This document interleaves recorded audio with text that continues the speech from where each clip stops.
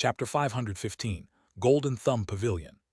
The others responded to Su Yun's explanation of the purchasing of cultivation vessels with silence. After all, with two female cultivator companions currently at their side, it was difficult to speak further on the topic. Han Li stroked his chin without showing the slightest change in expression. He didn't require a vessel to increase his cultivation, nor could he afford to keep something so cumbersome by his side. Although these female cultivator vessels aroused a feeling of discomfort and pity in him, he turned a blind eye as he was disinclined to take action. At that moment, the two female cultivators on stage wore an expression of disappointment upon not receiving a single bid. Seeing this, Su Yun gave an explanation with a faint smile. Their cultivation is a bit too shallow. Although they were willing to become a cultivation vessel, they can't provide much assistance towards higher-grade cultivators. As such, no one was willing to take them. However, it isn't necessarily absolute. If by chance a foundation establishment cultivator were to fancy their appearance, it wouldn't be rare for them to later be bought at a high price. Yijing forced a chuckle and didn't say anything further. Su Yun calmly smiled and didn't seem to mind. The following items up for auction were more items that were rarely seen in the inner star seas. However, Han Li revealed a lazy expression, unwilling to waste more of his time looking at them. Just as he was coming up with an excuse to leave, Su Yun seemed to have noticed Han Li's impatience and took the initiative to say, "While this auction doesn't have any finer goods, the annual combined auction has some truly rare items appear. Fellow Taoists should take a look at it when it comes around. For now, I'll introduce you to the other areas of Blackrock City." Naturally, Yijing and the others didn't refuse, as they were currently lacking in spirit stones from the cost of the teleportation. The group nodded their heads and followed Su Yun out of the treasure rest hall. The mortal woman waiting outside of the hall accompanied them until they left the bright gem pavilion. This group of several tens of buildings are temporary residences where foreign mortals are staying for the time being. Mortals that wish to make a living in Blackrock City must first register here, much to the benefit of the city's administrators. If they are unable to find employment after a certain amount of time, they must leave Blackrock City. For example, the mortal women we saw in the Bright Gem Pavilion all live here. That equally large group of building is the city's largest raw material store, the Golden Thumb Pavilion. They specialize in selling all sorts of rare materials. It is said that so long as you know the name of the material, the store will always be able to sell it to you. Although this is somewhat of an exaggeration, its reputation is quite grand. As for those three buildings close to it, Su Yun brought the party down the street and spoke with great familiarity. When Han Li heard about the Golden Thumb Pavilion, his heart stirred, and he came to a sudden stop. Su Yun was baffled and paused for a moment before asking, "Fellow Taoist Crooked Soul, is something wrong?" Yijing's party glanced behind them at Han Li with equivalently puzzled expressions. Han Li took a quick look at the sky before lowering his head to calmly say, "I have something that I must attend to alone, and I must part with you here.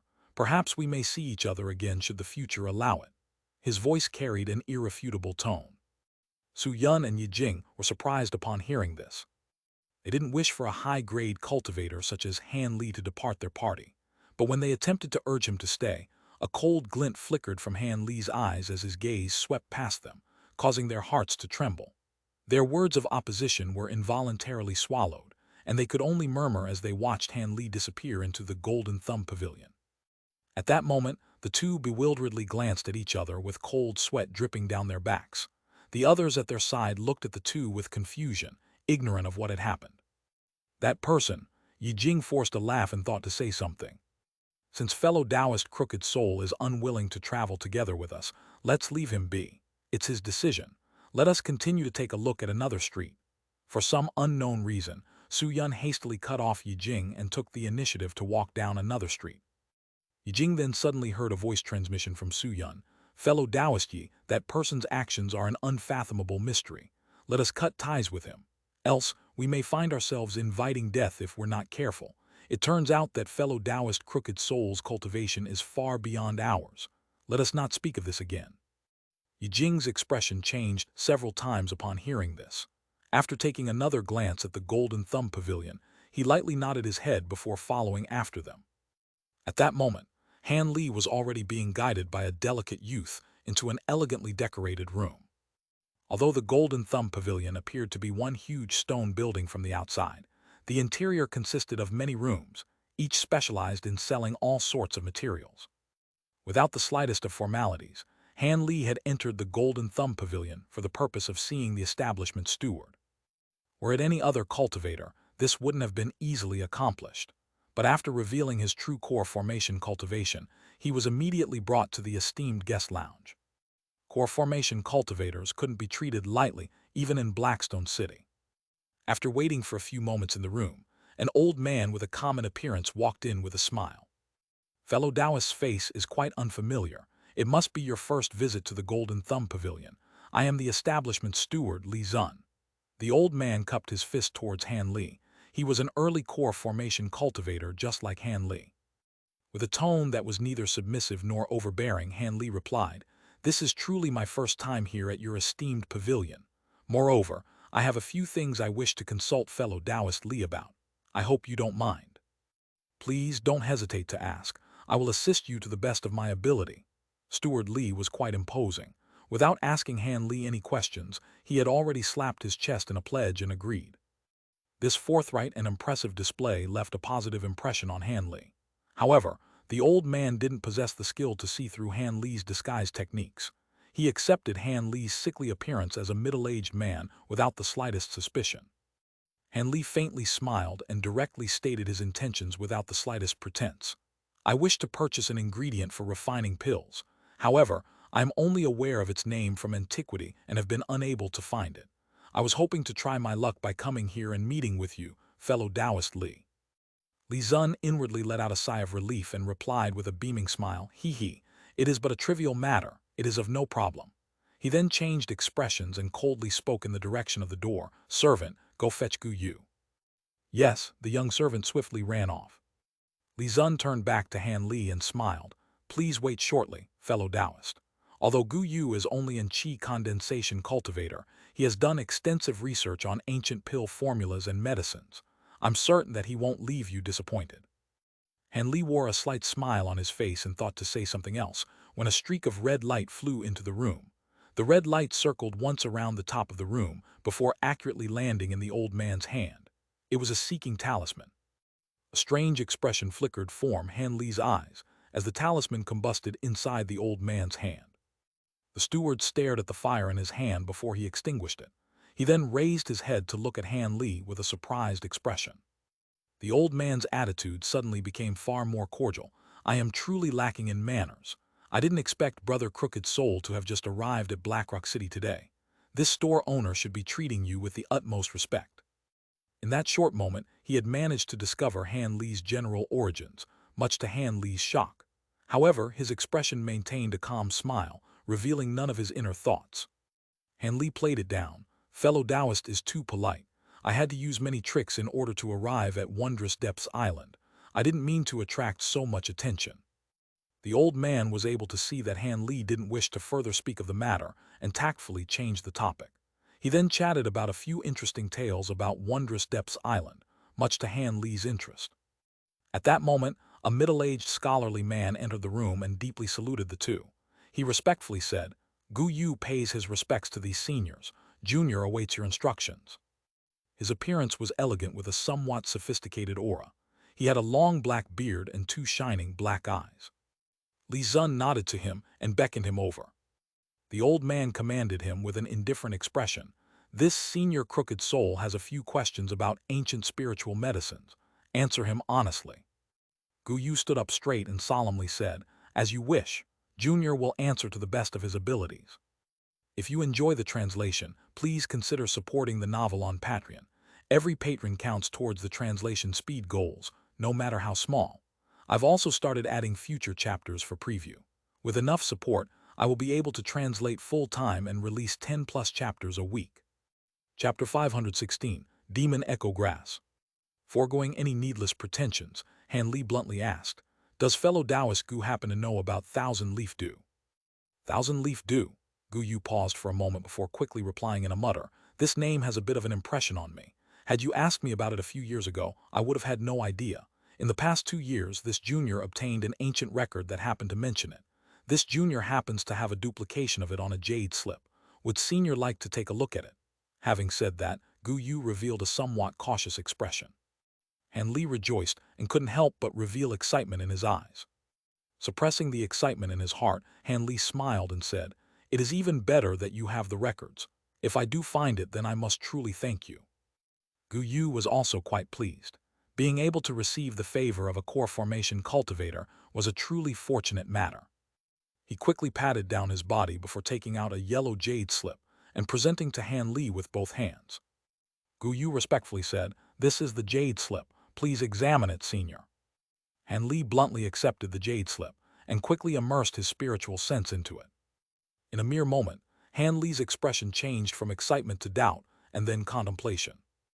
Li Zun carefully watched Han Li's every movement. Upon seeing Han Li's expression change several times, an indescribable emotion flickered from his eyes. Gu Yu was particularly apprehensive, fearing that the 1,000 leaves due that was mentioned in the jade slip wasn't the item Han Li was searching for. Han Li eventually recalled his spiritual sense from the jade slip and slowly said, "Yes, this is the item." However, the excitement in his eyes had greatly faded. After the old man's gaze flickered, he probed, "What is it? Is there something troublesome about the 1,000 leaves due?" Han Li bitterly smiled. "I didn't expect that this item would be so troublesome to acquire. It's closely related to grade 8 demon beasts." Li Zun shockingly glanced at Han Li with an expression of disbelief. "Grade 8 demon beasts?" Han Li sighed and helplessly explained, "That's right. The 1,000 leaves due is actually an extract of demon echo grass.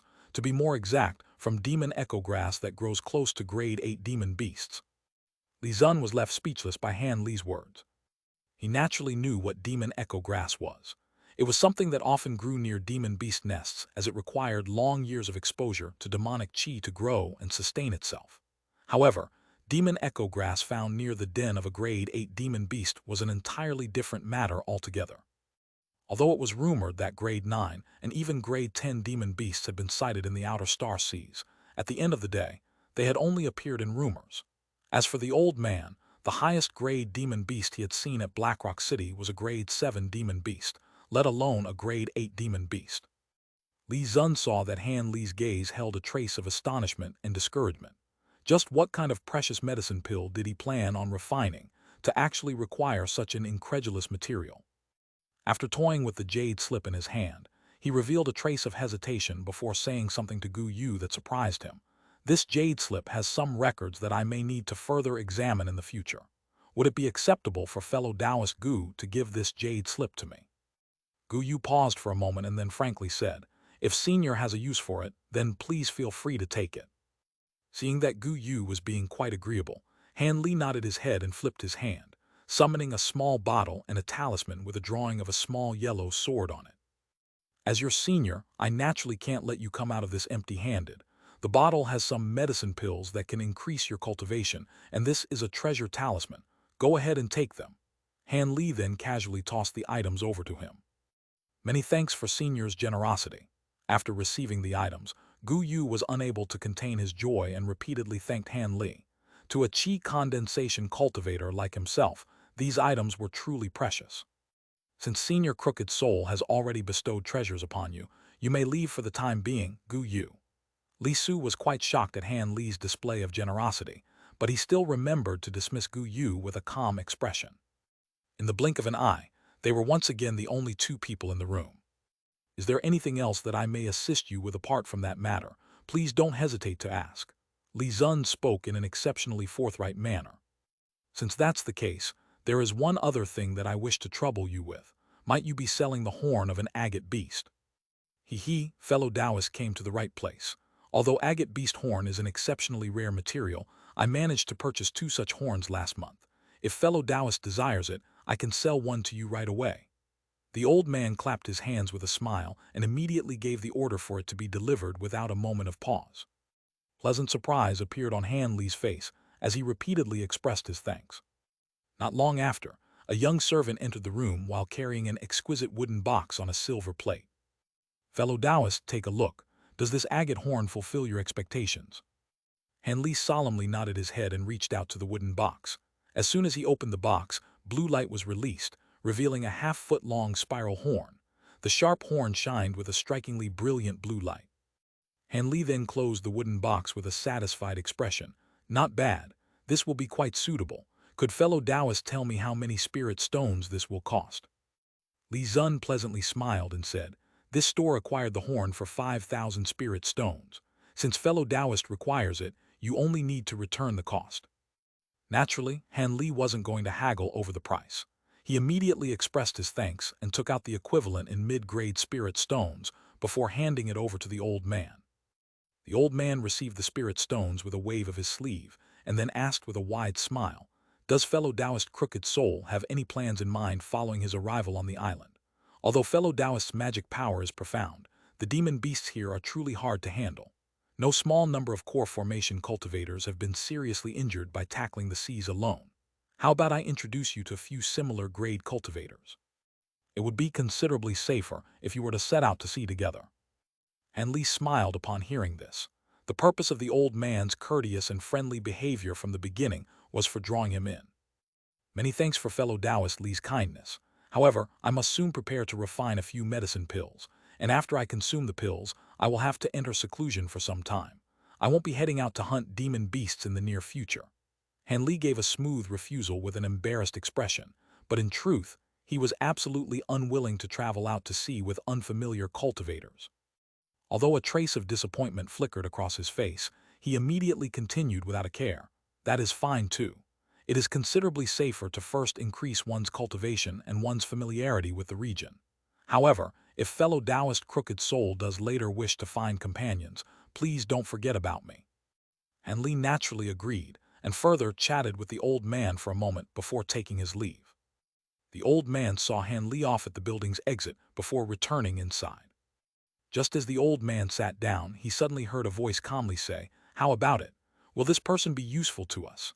A vague silhouette soon emerged from the landscape painting on the wall, bringing forth another person into the room. The white-clothed man remained in the air while covered in azure light, making for a rather mysterious display. The old man confidently said, there is no need to worry. Although we only chatted for a short moment from his strange appearance, that cultivator Crooked Soul should be a vagrant cultivator that travels alone. So long as he witnesses the dangers of traveling the depths alone, he will come to know the advantages of my offer. He will come back sooner or later. The white-clothed man coldly refuted, humph, that isn't guaranteed.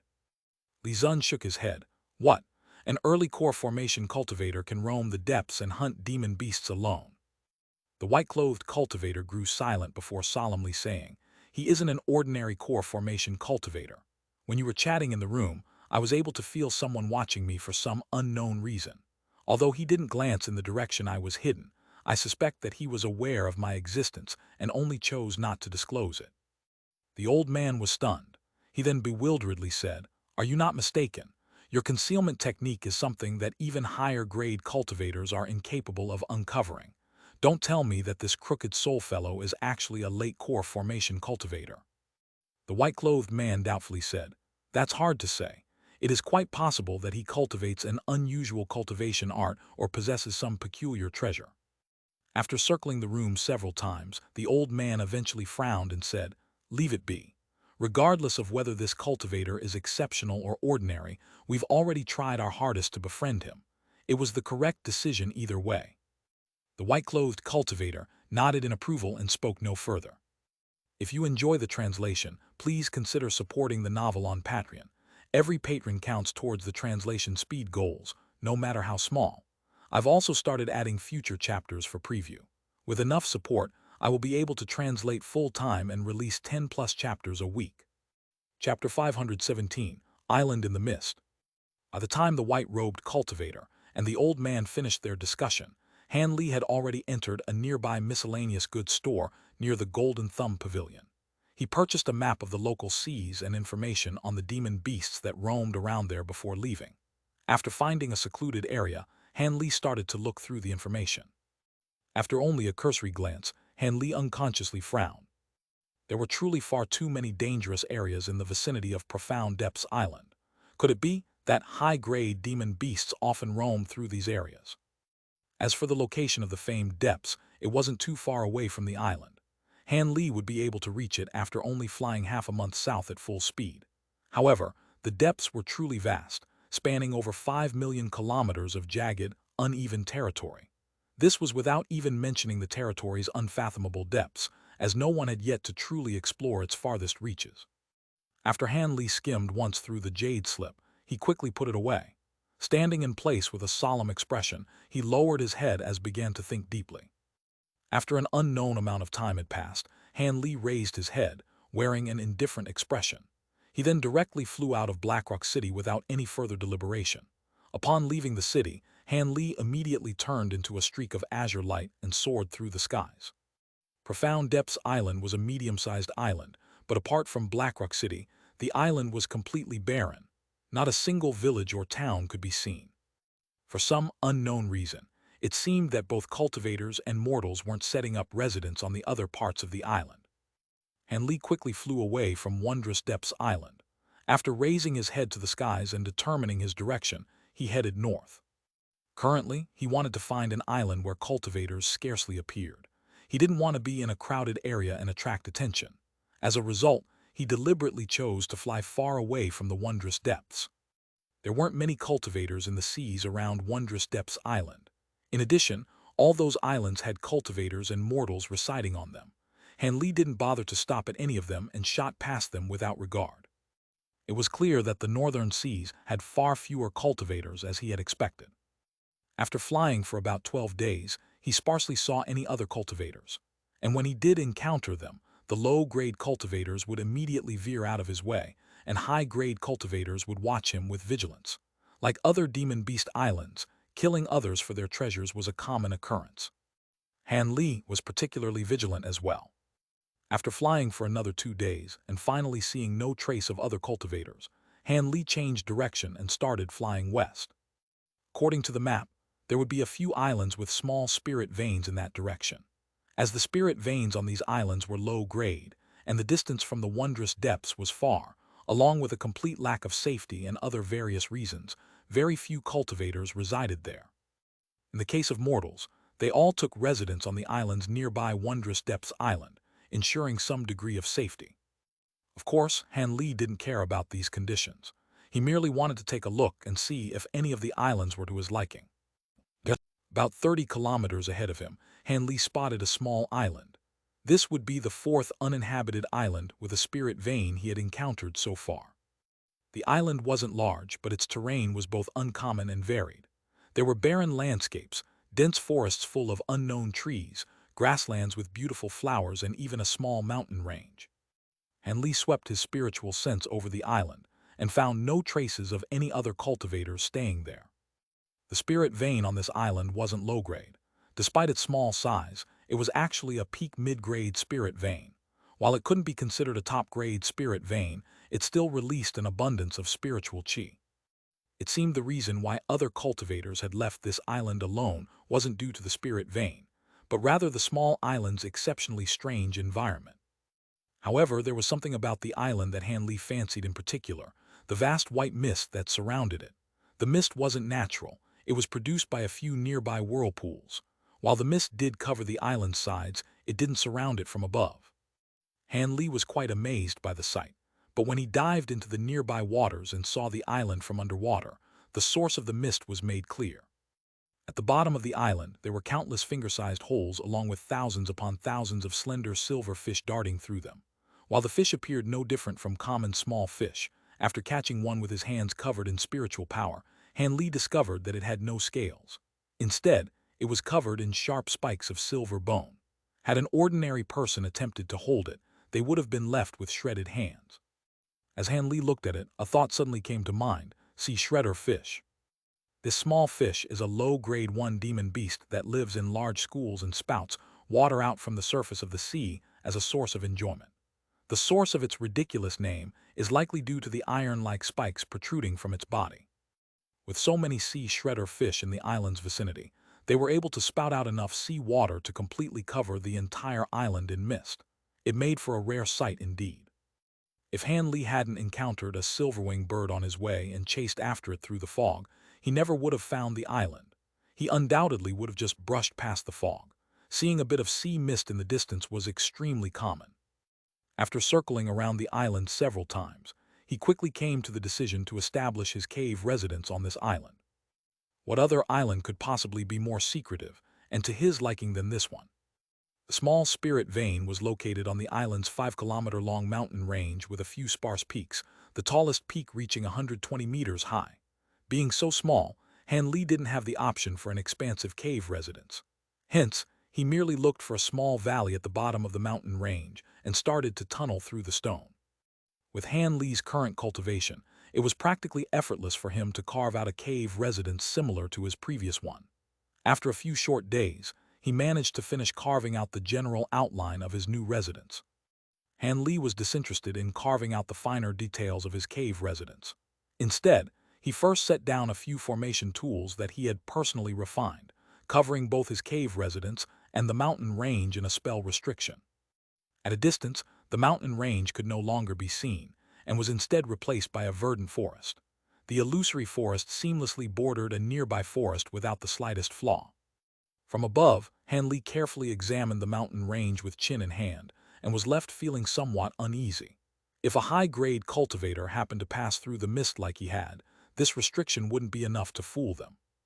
After muttering to himself, an idea suddenly came to mind.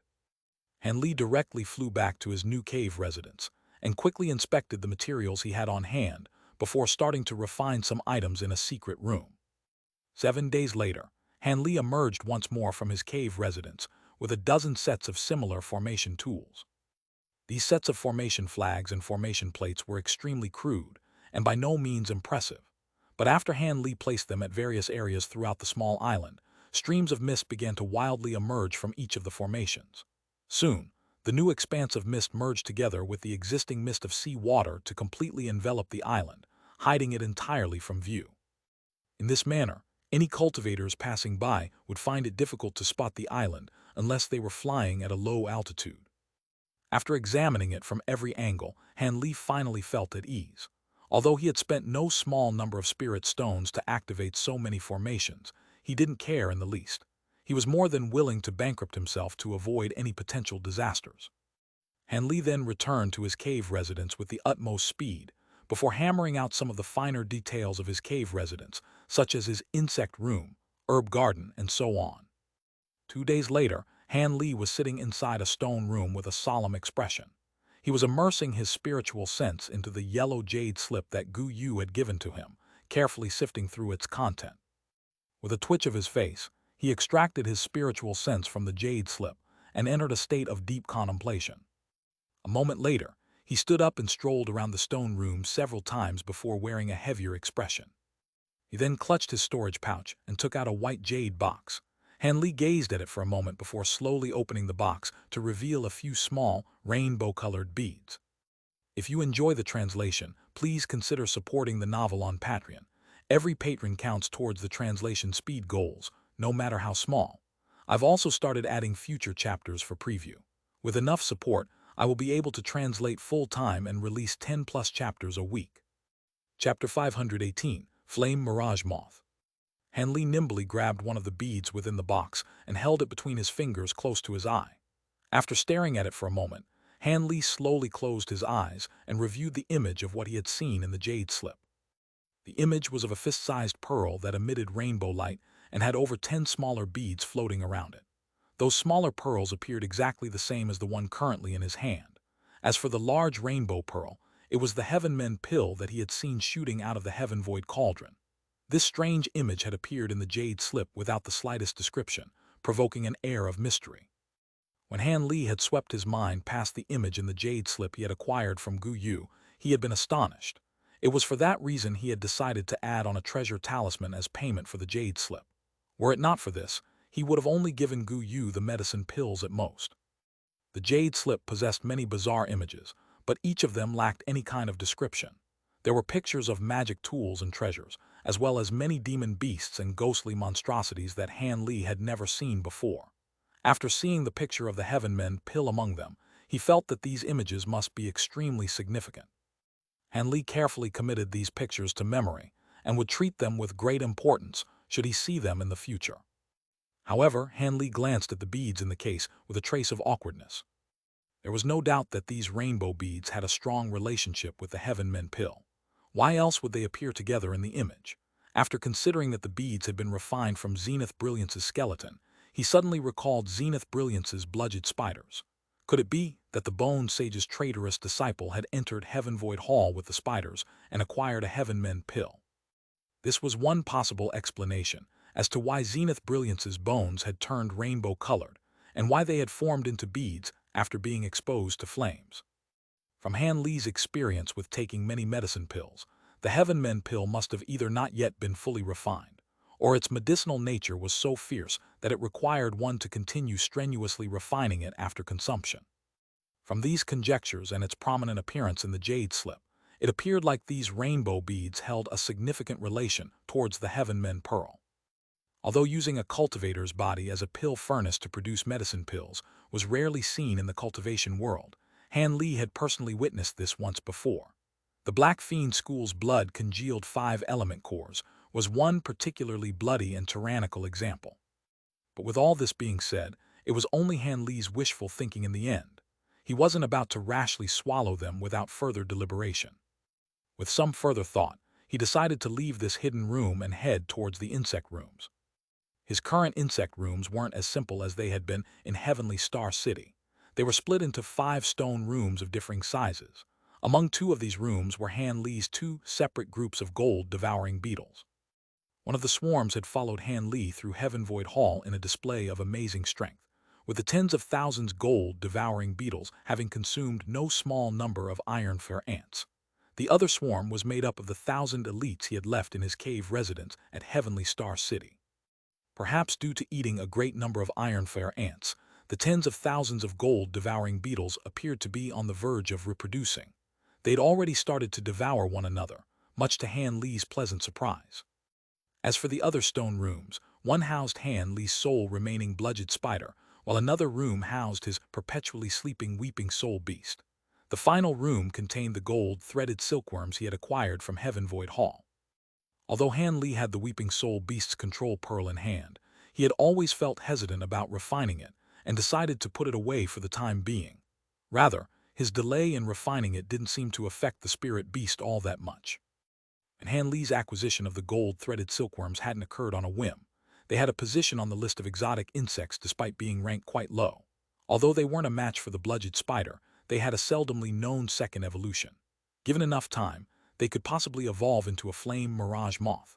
While they would still be somewhat weaker than the gold-devouring beetles, ranking 17 on the list of exotic insects, they had an innate ability of transformation. While its power was formidable, its description was quite vague. It seems this insect had seldomly been seen even in ancient times. Even if the mirage flame moth's high ranking was somewhat inaccurate, it was by no means insignificant. As such, in spite of the old eccentric's flabbergasted gaze, he had chosen to gather up the gold-threaded silkworms that were on the verge of death. They had been discarded by Wan Tianming without the slightest hesitation, as the gold-threaded silkworms had nearly exhausted the entirety of their origin chi at the time. After acquiring them, Han Li continuously fed them soul-nurturing pills and other rare spiritual medicines. However, all this had seemingly accomplished at this point was prolonging the inevitable. With each passing day, they grew increasingly haggard, and Han Li could only helplessly watch as they continued to decline. At that moment, an idea suddenly came to him. He directly arrived at the gold-threaded silkworm's room and frowned at what he saw through the spell restriction barrier. At that moment, the huge dark green silkworms were motionlessly lying on the ground as if they had already died. Were it not for the faint spiritual chi emitted from their bodies, he would have believed them to be dead.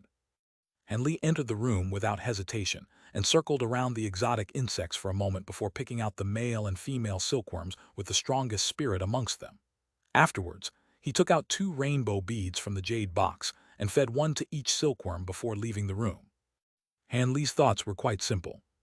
Since these insects couldn't be saved, he may as well test the medicinal effects of the rainbow beads. With the grand reputation of the Heaven Men pill, their medicinal power should be beyond miraculous.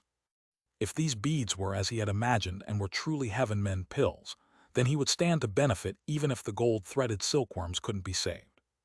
Naturally, if the gold-threaded silkworms responded negatively to the beads, he would no longer pay any heed to the beads. The following days were spent looking after the Ninecurl spirit ginseng with the utmost care. This unique root was of great importance to his later formation of a nascent soul. At the center of his medicinal garden, Han Li sectioned off a small piece of earth.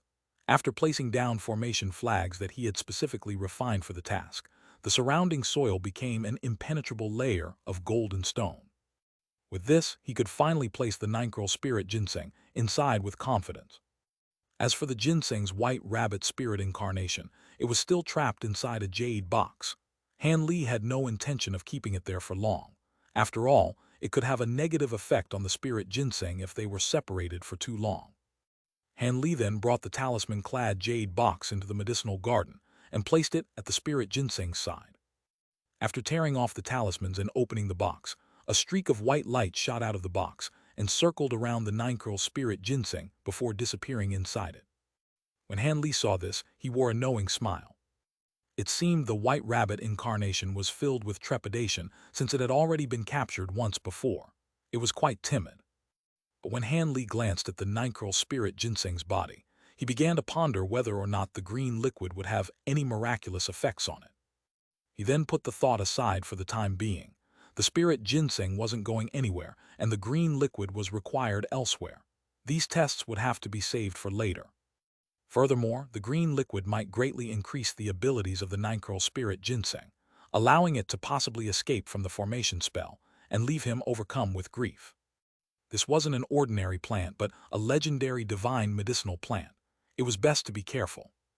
With that thought, Han Li no longer paid any attention to the ninth spirit ginseng after successfully containing it. As for the green liquid, Han Li was currently using all of it to mature the soul-nurturing tree, one of the renowned 3 divine woods. Although it was only a small root, Han Li was confident that within several years, it would regrow back into a 10,000-year tree. Originally, Han Li intended to study the Heaven Void Cauldron and see if he could find a way to open it. But in the process, he accidentally stumbled across the bone sage's small rib bone, diverting his interest for the time being. Since it was able to withstand the fearsome sacred Usra flames, it should prove to be quite unordinary. Laying down on his bed, he toyed with the sparkling white item in his hand as he curiously glanced at it. If you enjoy the translation, please consider supporting the novel on Patreon. Every patron counts towards the translation speed goals, no matter how small. I've also started adding future chapters for preview. With enough support, I will be able to translate full-time and release 10+ chapters a week. Chapter 519, Profound Yin Arts. First thing Han Li realized about the rib bone was that it was obviously not the sage bone's true rib bone. Its current form was merely a trick that the old devil had used to deceive the eyes of others. Without even mentioning the odd material that it had been created from, one could already tell it wasn't any sort of magic treasure from the faint spiritual chi that it released. However, there was no doubt that it was a man-made item. But regardless of whether Han Li immersed it with spiritual sense or spiritual power, the rib didn't respond in the slightest. Han Li furrowed his brow and immediately recalled that the old devil had tread the path of a demon ghost. Perhaps this item required yin soul chi in order to control it. Although Han Li didn't possess any yin soul chi himself, he did have the Soul Congregation Bowl 1, acquired in Chapter 330 after Han Li slayed the head of the Black Fiend sect, that he had acquired long ago. He had already consumed all of the yin souls in order to refine his puppets, but the bowl itself still possessed a great amount of yin chi. He took out the Soul Congregation Bowl from his spirit pouch and casually stared at the pitch-black bowl in his hand before emitting a flash of blue light from his palm. A trace of yin chi then flowed into his body through his hand. After slowly circulating the yin chi throughout his body, he grasped the rib bone with his other hand. Han Li rigidly started at the rib bone, as it quickly became enveloped in a ball of icy, black yin chi. The rib bone finally responded. The originally flawless white exterior of the rib bone started to turn black, absorbing the yin chi surrounding it, turning half white and half black. Han Li wasn't particularly surprised by this transformation. He merely raised his eyebrow at the sight. After closing his eyes in thought, Han Li sat up in his bed, suddenly emitting a blinding azure light from the hand holding the Soul Congregation Bowl. At the same time, ghostly wails could be faintly heard from his other hand, gathering an even darker cloud of yin chi around the rib bone. The rib bone wildly devoured the yin chi without the slightest restraint. After the time it took to finish a cup of tea, the rib bone eventually turned completely black.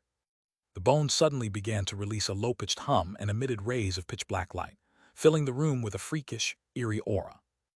Han Li hesitantly put away the soul congregation bowl and relaxed his grip on the bone, allowing it to float from his hand. The yin qi that had surrounded the bone was then dispersed by the shock of the black radiance that it suddenly emitted. Han Li's gaze continuously flickered as he watched the bizarre scene. Apart from the continuous low-pitched hums and flickers of radiance, the black bone no longer showed other changes. After a moment, Han Li's expression stirred, and he suddenly beckoned towards it. Whoosh! The bone flew into his grasp. After taking another look at it, he immersed his spiritual sense into it. This time, his spiritual sense was no longer obstructed, allowing him to easily enter the rib bone.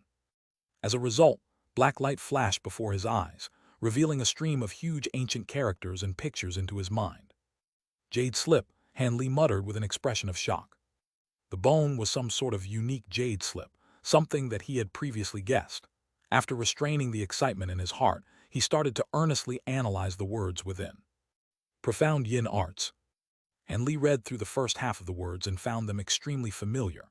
He was certain that he had read them before. Although he hadn't personally cultivated this renowned devilish Tao cultivation art, his avatar Crooked Soul had refined a derivative of it, the divine bloodline. After reading through it, Han Li came to the conclusion that while the cultivation arts had many minor differences, as a whole they were largely the same. The rib bone jade slip actually contained the so-called profound yin scriptures. To tell the truth, Han Li was somewhat disappointed. Since he already cultivated the Azure Essence sword arts, he wasn't about to foolishly abandon them to recultivate with this technique, even if it did possess an overbearing power.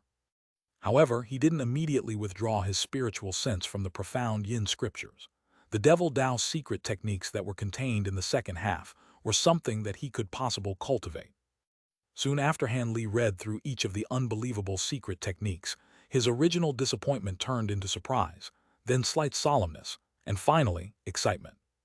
Secret techniques were powerful and truly inconceivable.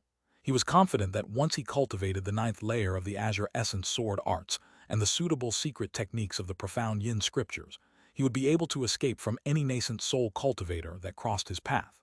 No longer would he be doomed to helplessly accept death if he encountered any of those nascent soul eccentrics. Among these secret techniques were Zenith Yin's heaven-wide corpseifier. As for the heaven-wide demon corpse, they were merely refined corpses that happened to be produced in the process of refining the corpseifier. Unfortunately, these secret techniques required the profound yin arts as a cultivation base and required a cultivation at the nascent soul stage or higher. Otherwise, he would have definitely attempted to refine it for himself. After all, he had personally witnessed the ferocious power of the heaven-wide corpseifier. But even as powerful as it was, the weaknesses of the heaven-wide corpseifier were made clear from its cultivation chant. When Han Li saw this, he coldly chuckled. If Zenith Yin tried to use heaven-wide corpseifier to deal with him in the future, Han Li would surely give him a nice surprise. After looking through it for a moment more, Han Li was able to find 3 secret techniques that he fancied that a core formation cultivator could refine. He then committed them to memory until he could find the time to cultivate them. Han Li carefully put away the small rib bone. Along with feelings of great satisfaction from what he had gained, he could feel his heart brimming with excitement. It was then that Han Li recalled what he had originally planned. Han Li's hand grasped onto the storage pouch containing the heaven-void cauldron, with his curiosity once again set aflame. He instantly stood up from his bed and directly headed towards the hidden room in his cave residence. If he could somehow manage to open the heaven-void cauldron, he could acquire many ancient treasures, not to mention heaven-men pills. He would be able to substantially increase his strength. With those thoughts in mind, Han Li began a routine where he would observe the gold-threaded silkworms every day before spending the rest of the day studying the heaven-void cauldron. In addition, he would occasionally browse through all sorts of ancient jade slips in an attempt to find any hints regarding a way to open the cauldron. Unfortunately, after half a month passed, Han Li had exhausted all the methods he could think of. He had no choice but to concede that the heaven-void cauldron, the ranked 1 secret treasure in the scattered star seas, wasn't capable of being opened by a mere core formation cultivator such as himself.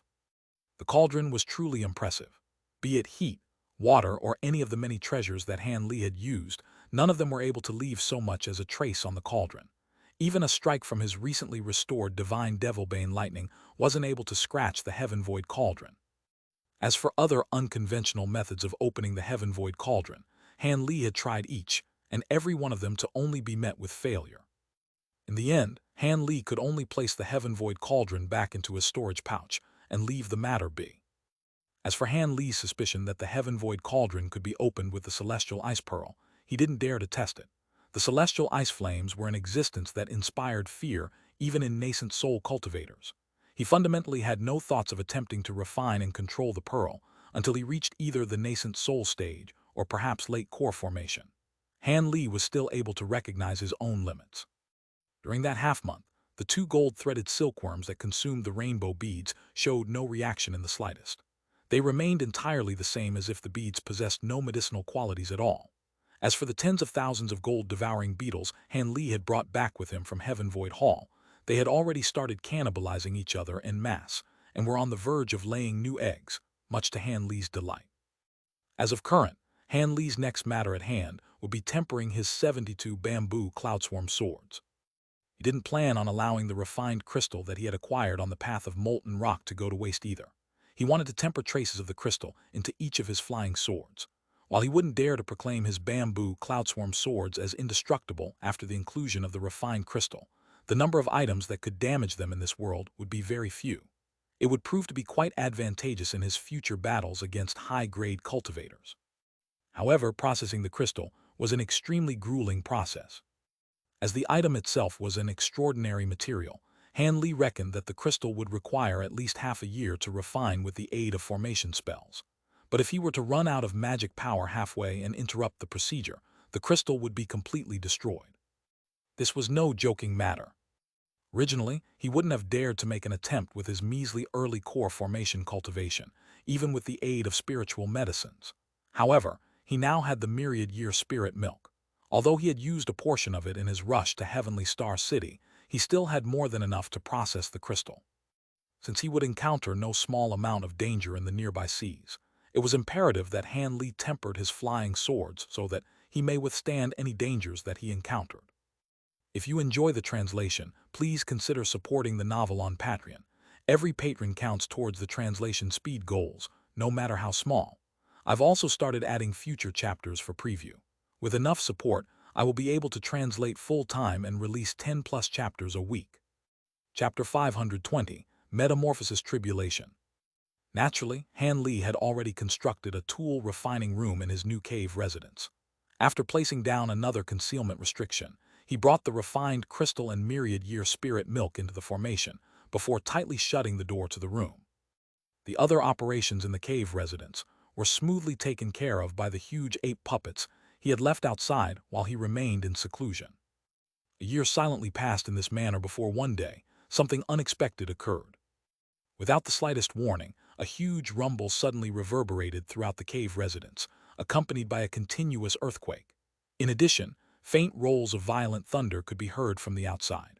The rolls of thunder grew increasingly louder as if the entire island was being covered in a violent storm. With a muffled thump, the door of the tool refining room opened. Han Li leapt out of the room with a cold expression, bewilderment clear in his eyes. Upon hearing the huge rumbling outside of his cave residence, he suddenly slapped his hand against a spirit pouch at his waist, causing a yellow streak of light to emerge. It circled around in the air before landing in his palm. It was a faint yellow, meter-long formation flag, with a few talisman characters embroidered onto it. Without much thought, Han Li spat out a cloud of azure chi onto the flag, causing it to shine with yellow light. As a cold glint flickered from Han Li's eyes, the flag shot into the earth with a flick of his wrist.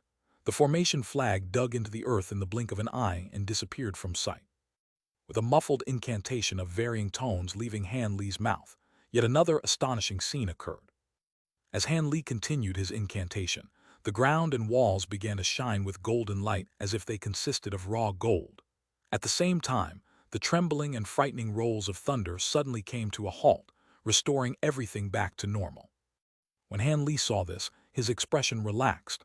However, the confusion in his eyes had yet to disappear. He then flew out of his cave residence in a streak of azure light towards the sky. A moment later, Han Li was floating above the small island. Although it was enveloped in a barrier of mist, his sight wasn't obstructed at all as the mist was the result of his own formation spells. The scene before him caused his expression to change several times. Thanks to the formation spells that he had placed on the mountain range and his cave residence, they were left mostly unharmed. However, the areas outside the formation spell were still groaning from ongoing tremors. Not only were the hills and other tall masses of earth breaking into dust, with huge cracks starting to appear throughout the island, but the vegetation had folded into the earth from the violent quaking as well. But that alone wasn't enough to cause Han Li to be at a loss. There were also stormy waves that suddenly surged around the island. 400-meter-tall waves continuously thrashed against the island and washed away the earth, turning nearly half the island into lakes and marshes. Out past the vast ocean mists in the direction of the huge waves, there were monstrous snarls that were inserted among the rolls of thunder, as if a mad beast was furiously thrashing about. Each of its roars was soon followed by thunder and a huge wave. Looking in the direction of the huge waves, Han Li thought, could it be that a high-grade demon beast is stirring up havoc nearby? From the earth-shattering scene, it was certain to be a demon beast that possessed a huge body. With that thought, Han Li's curiosity was on the rise. After muttering to himself for a short moment, he enveloped himself in azure radiance and flew straight into the fog towards the directions of the roars. For fear of being seen, Han Li restrained his qi and dimmed the radiance of his aura until it was no longer visible. In an instant, there was no longer any trace of him. After flying into the sea mist, Han Li managed to find his goal with a single glance. Nearby, there was an enormous demon beast wildly thrashing about. Although he had already anticipated this, Han Li took in a cold breath of fright at its size. This giant was the first tortoise-type demon beast he had ever seen. Its body spanned about 3 kilometers in area, and it seemed as if there was a huge mountain floating in the ocean. Its shell was pitch black, and it had huge pillar-like legs. It also had a 300-meter-long silver tail that continuously swept at the nearby sea. With the head of an azure flood dragon, the tortoise roared towards the sky. With each of its roars, huge waves and demonic white winds spread outward from its body, thoroughly enveloping the sea in its ongoing outbursts. But what shocked Han Li the most wasn't this, but the dense black clouds that the tortoise was roaring at tens of thousands of miles in the sky. Dense overlapping bolts of lightning struck down from the black skies to form fearsome webs of lightning around the demon tortoise, continuously striking at it. The tortoise relied on the huge waves and demonic winds to forcibly block the strikes of the heavenly lightning. Although it managed to remain unharmed, it became increasingly violent as the barrage continued, gradually turning its originally emerald green eyes to red. Metamorphosis tribulation, Han Li muttered to himself with a bewildered expression. He blinked in shock. Metamorphosis tribulation is a tribulation of heavenly lightning that all demon beasts experience when they ascend from grade 7 to grade 8. After experiencing this tribulation, the demon beast will be able to shed off its bestial form and change into a more human-like form. And as their cultivation grows deeper, so will the intensity of their transformation as well. It was said that, when a demon beast reached grade 10, they were completely indistinguishable from a human. Although Han Li had encountered this information many times in Jade slips, he was now witnessing the scene with his own eyes. He didn't know whether he should consider himself fortunate or unlucky.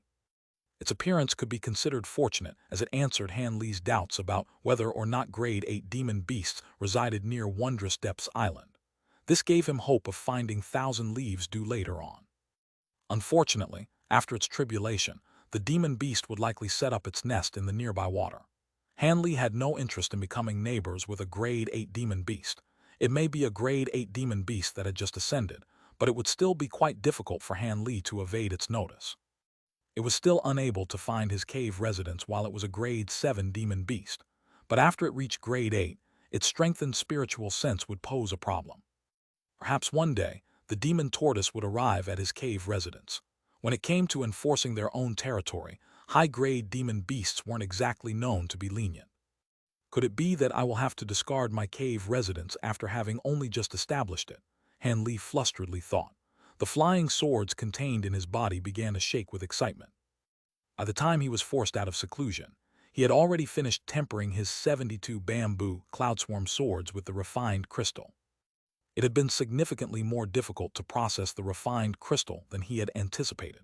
His original estimate of half a year had actually stretched into nearly an entire year. With that done, Han Li decided to take advantage of the continued seclusion to specially temper his flying swords. Were it not for the disturbance of the demon beast, he would have likely spent several more months in seclusion.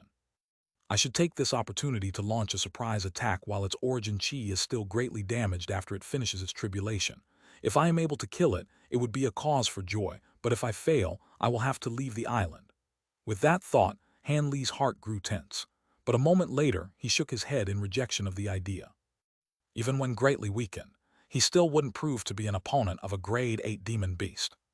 Han Li didn't know precisely how powerful Grade 8 demon beasts were, but he had personally witnessed the earth-shattering strength of the divine abilities of nascent soul cultivators. With such great danger, it would be better to just pack up and leave. Unfortunately, his gold-devouring beetles were laying eggs. He wasn't sure what would happen if he were to bring them along in his storage pouch, but he didn't have much choice.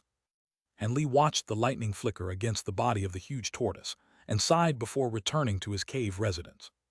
Han Li didn't want to wait for the demon beast to finish its tribulation and discover him hiding away. That would be utterly disastrous. But just as Han Li turned around, a series of sharp whistles came from across the horizon, accompanied by flickers of golden light. Then from the opposite horizon, a melodious sigh of wind spread throughout the sky, making way for a red streak of radiance that flew over. When Han Li saw this, he unconsciously frowned. But before he could respond, a huge disturbance in the sea rose from near the huge turtle. Several tens of thick pillars of fire shot out of the sea, and the sea water began to quickly rise as if something gigantic was emerging from the sea. Han Li was greatly shocked by this, and hastily shot away to conceal himself before watching the scene with amazement. With a flash of blue light, a huge red beast emerged from the parted waves. Upon revealing itself, it released a horse-like neigh at a monstrous volume, leaving Han Li's ears buzzing. Stunned, Han Li nearly fell from the sky. He hastily released magic power to steady himself. As he quickly circulated his great development arts throughout his body, Han Li stared at the strange demon beast with a pale face full of awe. If you enjoy the translation, please consider supporting the novel on Patreon. Every patron counts towards the translation speed goals, no matter how small. I've also started adding future chapters for preview. With enough support, I will be able to translate full-time and release 10+ chapters a week. Chapter 521, Savage Flood Dragon. Savage Flood Dragon, Han Li inwardly shouted with an expression of rarely seen fear. The scarlet demon beast had a body that stretched out to 400 meters and appeared similar to the inky flood dragon that he had seen before. Furthermore, it was one of the more fearsome types of flood dragons amongst its kind. Judging by the congealed essence that was displayed by the light wandering across its scarlet scales, it appeared to be a genuine Grade 8 demon beast. The demon beast emitted a pressure that Han Li had only experienced from nascent soul cultivators. Flood dragons were one of the few primordial demon beasts that remained in this world since the ages of antiquity. Not only did these demon beasts cultivate far faster than others, but their magic power would also greatly exceed that of other demon beasts of similar ranking. It wasn't impossible for a flood dragon to even defeat an opponent that was of a superior grade. If what the ancient record said was true, then the Grade 8 Savage Flood Dragon should be an equal match for average Grade 9 demon beasts. This knowledge caused Han Li to turn pale from shock. He immediately wanted to run, but he still managed to retain enough reason to not make any rash movements. There were still 2 more streaks of light flying across the sky towards them. It seemed they came with hostile intentions since they were flying over without the slightest attempt at concealment. As these developments occurred, Han Li placed the blood-red cloak on his body as stealthily as possible. At the same time, he also summoned the 5 element bands and the flower basket into his hands. With these at the ready, Han Li felt far more at ease. By this point, the savage flood dragon had already let out a long hiss. It turned its long head towards the huge turtle, resisting the lightning with all its strength, watching it with a strange expression. Soon, the flood dragon's body emitted a frightening blue light, causing his body to suddenly shrink. After only a short moment, the flood dragon's body had assumed a form that was close in size and shape to human. Its head was still that of a fierce flood dragon, but its limbs appeared to be that of a human, apart from the scarlet scales that covered its body. It also had a thick scaly tail that continuously whipped around. The flood dragon's transformation left Han Li dumbstruck. The flood dragon stood idly on top of the raging seas as if he were standing on land, not swaying in the slightest. However, after he transformed, his eyes unconsciously swept towards Han Li's direction, and its gaze became icy. Han Li suddenly felt his body break out into a chill as he tightly grabbed onto his ancient treasures with sweaty palms. Fortunately, the golden light and red brilliance had just arrived during that time. The savage flood dragon immediately lost interest in Han Li as its cold gaze swept past the three people that had appeared before it. The golden light was revealed to be an old Taoist with the appearance of a sage. He carried a saber on his back and a horsetail whisk in his hand, and wore a brilliant gold Taoist robe containing the 8 trigrams. He twirled his beard as he examined the human form of the flood dragon. While his face showed shock, his eyes surprisingly contained a trace of greed. Not far away from the old Taoist stood 2 middle-aged men with identical appearances. Their skin appeared as ashen as corpses, and they wore brilliant fire-red robes. The only difference between them that Han Li could distinguish was that one of them held a 3-meter-long ghost headstaff, while the other wore a massive red gourd on their back. They first glanced at the huge turtle beneath them before turning their eyes to the savage flood dragon and the old Taoist. They were both silent and expressionless. The old man appeared to only possess an early nascent soul cultivation, and the 2 middle-aged men appeared to only be late core formation cultivators.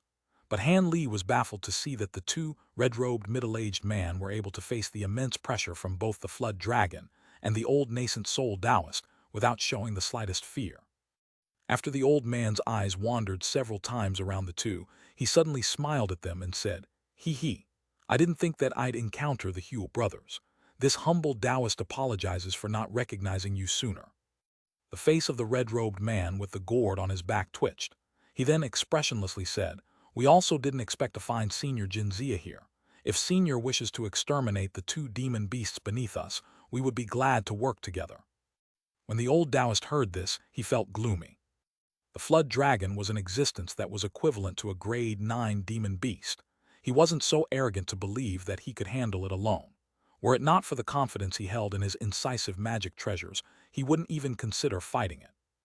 After the old Taoist frowned, he dryly coughed several times before bluntly saying, "You fellow Taoists must be joking. This humble Taoist wouldn't be able to deal with the savage flood dragon by himself. Likewise, neither could the 2 of you restrain it. But together, we might have a chance at success. Perhaps you fellow Taoists would be interested in giving it a try. It's been quite a while since a grade 8 demon beast has been seen. If we were to join hands, we might be able to luckily succeed. In that case, I will only require the flood dragon's soul. I have no need of its demon core." Taoist Xianxia stared at the 2 red-robed men as he spoke. The old Taoist's words seemed to run contrary to the 2 red-robed men's expectations. But after they glanced at each other, clearly communicating through some unknown method, the middle-aged man holding the ghost headstaff briefly nodded and replied, "Fine. We'll agree to Senior's conditions. Us juniors don't wish to relinquish this opportunity and will strive our hardest." When that was said, his companion had already taken the fire-red gourd into his hand. When the old Taoist heard this, he rejoiced. He raised his arm and flung out an azure jade ring from his sleeve. It flew downwards, leaving a strange cry in its wake. The savage flood dragon stared coldly at the 3 as if it understood their words. A fierce expression flickered from his face as he opened his mouth, shooting a beam of scarlet light towards the old Taoist. Its silhouette then flickered and disappeared from sight. In the following moment, the savage flood dragon reappeared behind the 2 red-robed men in a flash. With fingers wrapped in blue light, it fiercely swiped its claws down to be met with a clang. The ghost headstaff in one of their hands had automatically taken the shape of a 3-meter-tall malevolent spirit and blocked the strike, saving their lives. When this occurred, the brothers surnamed Hue were greatly frightened. Their stiff, corpse-like faces were now overwhelmed with shock. At that same moment, the large red gourd lightly shook. With a howl of wind, countless grains of red crystal rushed out of the gourd, enveloping an area of over 300 meters, turning it into a realm of blazing fire and trapping the savage flood dragon within it. As for the scarlet ray of light that the flood dragon had released, it was currently tangling with the old Taoist's jade ring as if it were alive. The old Taoist's expression was quite solemn, and he did his utmost to prevent the scarlet light from nearing his body. He knew that the scarlet light was not to be underestimated. The savage flood dragon was suppressing the 2 late core formation cultivators in a clear attempt to allow the demon tortoise to finish its tribulation. Conversely, the old Taoist and the red-robed man feared the escape of the savage flood dragon and rejoiced at every bit of magic power that the demon beast wasted. It would save them quite a bit of trouble later on. As for the huge tortoise, even if its tribulation was completed, its origin chi would be greatly damaged, and it wouldn't pose much of a threat. As such, the three cultivators continued their fight with the demon beast in the sky as the huge tortoise beneath them reached the key moment of its tribulation. The bolts of lightning falling from the sky began to form silver spheres of lightning. Each strike caused the huge tortoise to tremble and was met with wild roars. Han Li rejoiced at the sight. Naturally, he had no thoughts to take advantage of the situation. A battle at this level was beyond what he could handle. But either way, regardless of which side won, it would be more than enough to solve Han Li's cave residence predicament. As of now, an elusive opportunity for escape had finally showed itself. Han Li immediately made use of it, immersing the blood-red cape with his magic power and tearing through the sky as a streak of blood-red light. Han Li's sudden appearance and show of speed had caused both the cultivators and the flood dragon to become alarmed, but they soon ignored him. This was because they were able to perceive that Han Li's cultivation was quite shallow despite traveling at such a fast speed. An early core formation cultivator would prove insignificant to all of them. As Han Li was fearful of the demon beasts and cultivators discovering his cave residence, he decided to fly in a direction away from the sea mist. With the blood-red cloak's astonishing speed, Han Li was able to travel several thousands of kilometers in moments. After seeing that there were no pursuers, he finally relaxed and flew without his cloak as he went on ahead. After flying for the greater part of a day, Han Li casually sought an island to stay on for the time being. Several days later, Han Li reckoned that the battle should have reached a conclusion, and he carefully flew back. As expected, the sea nearby the mist was completely tranquil with no demon beasts, cultivators, or heavenly lightning in sight as if nothing had occurred. Han Li floated above the nearby seas and muttered to himself for a moment before slowly releasing his spiritual sense into the nearby seas. His body then suddenly blurred with a flash of azure light as he dived into the sea. In the time it took to finish a meal, Han Li emerged, holding something in each of his hands. If you enjoy the translation, please consider supporting the novel on Patreon. Every patron counts towards the translation speed goals, no matter how small. I've also started adding future chapters for preview. With enough support, I will be able to translate full-time and release 10+ chapters a week. Chapter 522, Rainbow Beads and New Gold Devouring Beetles. One of the items Han Li found in the sea below where the previous battle occurred was about 10 meters long and sparkled with silver light. It appeared to be a portion of the huge tortoise's tail. The other item was half of the ghost head staff. It still contained a significant amount of spiritual chi. It was quite difficult to make out who had won the battle based on these two items. After the tribulation had concluded, it was even possible that the battle had moved to a different section of the sea. After all, battles at the nascent soul and grade 8 demon beast stage weren't matters that could be easily concluded, regardless of whether it were a cultivator wanting to slay a demon beast for their core, or a demon beast wishing to devour a cultivator's nascent soul. Either way, it would prove quite easy for the weaker party to escape. Han Li looked at the two items in his hands with narrowed eyes. After some further thought, he tossed the two items back into the sea. Although it wasn't likely that someone would pursue these two items, Han Li was unwilling to invite any disaster to his doorstep. After carefully examining his surroundings for a moment and making certain that there were no concealed cultivators or demon beasts in the vicinity, he flew into the sea mist without any further hesitation. When Han Li saw that the restrictions outside his cave residence were untouched, he finally felt his worries dissipate as he hurriedly entered. Before the battle had erupted, Han Li had originally planned to abandon the island, but afterwards he changed his mind. Even if the demon tortoise survived the battle and its nest was in the nearby seas, it definitely would have received heavy wounds. On the other hand, after going through such a grave experience, it most likely would have left. Moreover, finding another hidden island wasn't going to be an easy matter, and even if he did find another, who knew if there would be yet another high-grade demon beast lurking nearby. Hence, it was much safer to stay. However, Han Li didn't dare to let down his guard, and immediately prioritized putting down many more illusion formations on the small island. He also carved out 2 false cave residences on other parts of the island, and placed separate concealment restrictions on them. With this, if any powerful enemies were to attack, he would be given an opportunity to escape. With all of that done, Han Li finally felt at ease. However, Han Li was unaware that the battle that had occurred that day was actually the spark that would lead to a huge battle between cultivators and demon beasts a few days later. The enraged flood dragons of the outer star seas had all joined together to form a man-hunting party, sowing calamity amongst human cultivators. Han Li, who had spent several days in peace in his cave residence, had already thrown the recent battle to the back of his head. He was currently refining a few sets of enemy entrapment formation tools for his future demon beast hunts. As he was planning to hunt down grade 6 and 7 demon beasts, he couldn't afford to be careless. During this time, the gold-devouring beetles finally finished laying their eggs. As Han Li was joyously observing the beetle eggs, his face suddenly revealed amazement.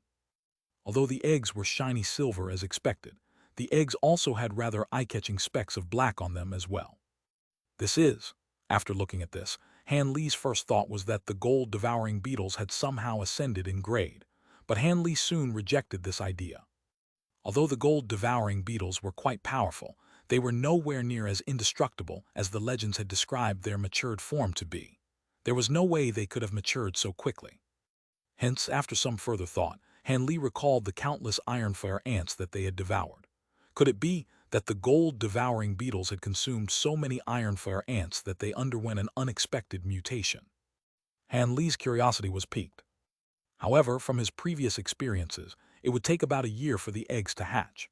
As such, he forcefully suppressed his anticipation as he placed down a soul control formation around the eggs, placing a drop of blood into it so that they would recognize him as their master.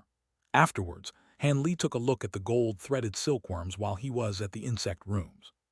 As of current, apart from the 2 gold-threaded silkworms that had taken the rainbow beads, the rest of gold-threaded silkworms had slowly deteriorated before inevitably perishing, even with the support of spirit medicines. Likewise, the 2 survivors showed no signs of improving despite having already survived for so long and being given so much medicine. At that moment, Han Li had entirely given up on preserving them and had specially prepared some rainbow skirt grass for the 2 gold-threaded silkworms. He wanted to see whether or not it had a similar effect like on his beetles and would cause them to lay eggs. With these results, Han Li was certain that, while the rainbow beads weren't on par with the Heaven Men pills, they only possessed positive effects and weren't harmful to the user. After half a month, Han Li had finished constructing his sets of formation spell setup tools and had fed the rainbow skirt grass to the gold-threaded silkworms. He was now planning to head into seclusion and consume the rainbow beads. Minusing the 2 beads he had given to the silkworms, Han Li still had 6 on hand. Han Li sat cross-legged at the center of the room and stared at the box containing the beads with an appearance of great tranquility. Since he already came to a decision, he wasn't going to cowardly back down now. He swiftly picked up a bead and placed it in his mouth. Soon, Han Li wore an expression of astonishment. The originally solid bead turned incredibly soft upon entering his mouth. It was somewhat bitter, but it was easily swallowed. After entering his stomach, he began to feel a strange warmth from his dantian. Han Li frowned and immersed his spiritual sense within himself. The rainbow bead was completely intact within his stomach and emitted a faint glow. He muttered to himself for a moment after seeing this and soon clutched his hands in an incantation gesture. A thin thread of azure flame spouted out from his golden core and enveloped the bead before slowly refining it. In an instant, the warmth became scorching hot. Han Li then closed his eyes and began to meditate. 2 months later, Han Li had completely refined the bead with his core fire, but he didn't feel any immediate changes. After some hesitation, he began to refine the second one. Nearly a year passed by in the blink of an eye. Han Li emerged from seclusion with all 6 rainbow beads having been cleanly consumed. He could now feel a slight change and was now absorbing spiritual qi and producing spiritual power at a slightly faster rate. Although the effects weren't very obvious, Han Li was wild with joy. After all, the effects of the rainbow beads had yet to be fully displayed. However, Han Li's cheerful mood was soon dampened by a cold reality. After the gold-threaded silkworms ate the rainbow skirt grass, they had laid eggs as expected, over 100 even. However, all of the eggs were dead. The gold-threaded silkworms had both died after laying the eggs as well. Han Li stood outside the insect room, staring at the dead eggs in silence. Although he had suffered quite a loss, he did manage to verify the medicinal effects of the rainbow skirt grass at the very least. Although he suspected that the mature rainbow skirt grass would have a similar effect to induce reproduction in higher-grade demon beasts, he hadn't had the chance to test it until now. From the gold-threaded silkworm's actions, it was proven almost certainly true. The rarer and higher grade the demon beast, the more difficult it would be to reproduce. It was no wonder that high-grade demon beasts so rapidly flocked to the rainbow skirt grass when it was in bloom. As the saying goes, disaster and fortune often came hand in hand. While Han Li was brooding over the gold-threaded silkworms, the gold-devouring beetle eggs hatched several days later. The newly hatched gold-devouring beetles gave Han Li a rather pleasant surprise. They appeared no different than before, apart from the color of their shells. In addition to the golden spots on their silver shells, there were also traces of black. But more importantly, the spiritual chi they emitted gave Han Li a rather distinct impression. Han Li was now completely certain that the gold-devouring beetles had changed, because the previous generation of gold-devouring beetles had consumed countless iron for ants. Of course, Han Li would have to do some testing to find out what differences they had developed. As a result, Han Li placed all the beetles into a storage pouch and re-entered his hidden room. About half a day later, he left the room with unconcealed excitement. These new gold-devouring beetles were far more powerful than he had anticipated. He now felt even more assured in his future hunts for spirit beasts. Although Han Li still wished to research the puppet fragments from the Heaven Void Hall, he reckoned it wasn't going to be a matter that only took a few years. As such, he could only put it off for later. Han Li had already finished his preparations for his sea expedition for high-grade demon beast cores. He already had his rainbow skirt grass and sets of formation set-up tools. As there could come a chance that they may prove to be useful, Han Li took along the blooded spider and the weeping soul beast. While Han Li felt quite uneasy towards leaving behind the spiritual medicines, the ninecurl spirit ginseng in particular, they weren't something that he could bring along. After all, he didn't know precisely how long he would be out to sea. The ninecurl spirit ginseng was still a plant and couldn't be separated too long from the ground. With that in mind, Han Li bluntly left behind a portion of the newly hatched gold-devouring beetles at the cave residence. He gave them the order to kill any cultivators or demon beasts that trespassed. This way, any trespassers would be killed, so long as they were nascent soul cultivators or grade 8 demon beasts. If you enjoy the translation, please consider supporting the novel on Patreon. Every patron counts towards the translation speed goals, no matter how small. I've also started adding future chapters for preview. With enough support, I will be able to translate full-time and release 10+ chapters a week. Chapter 523, Extracting Souls and Seizing Cores. With the formations at the entrance of his cave residence completed, Han Li had completed his preparations for an extended absence. As for the soul-nurturing tree, it had been continuously fed the green liquid over the span of 2 years and was now fully grown.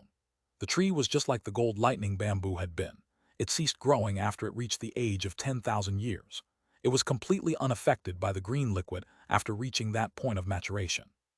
Naturally, Han Li wasn't going to just leave the tree behind and let it gather dust.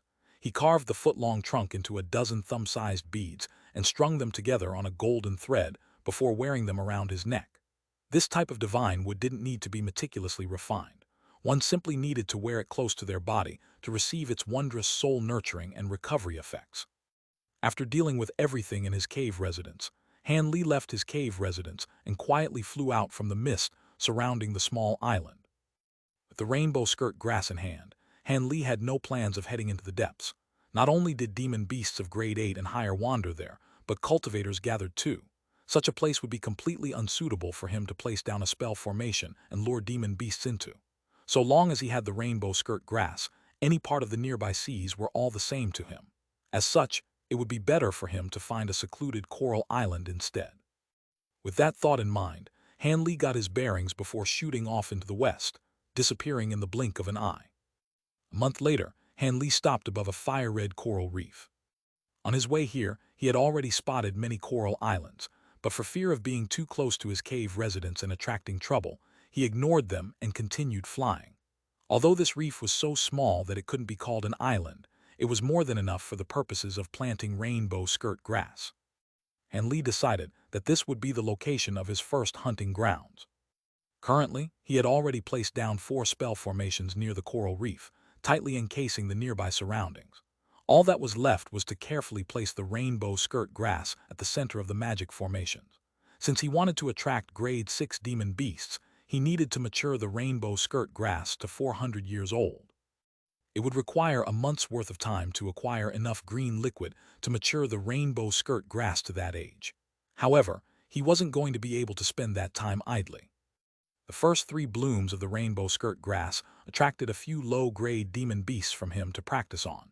Although pills made from the cores of grade 5 demon beasts would have little effect on Han Li's cultivation, he could exchange them for quite a few spirit stones. He wasn't about to just let them go. As expected, after the 4th time the rainbow skirt grass bloomed, 4 grade 5 demon beasts were pulled in. They were quickly and easily executed with a few of the bamboo cloudswarm swords.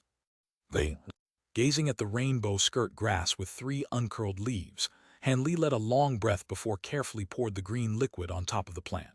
He then put the bottle away and sat down at its side before meditating.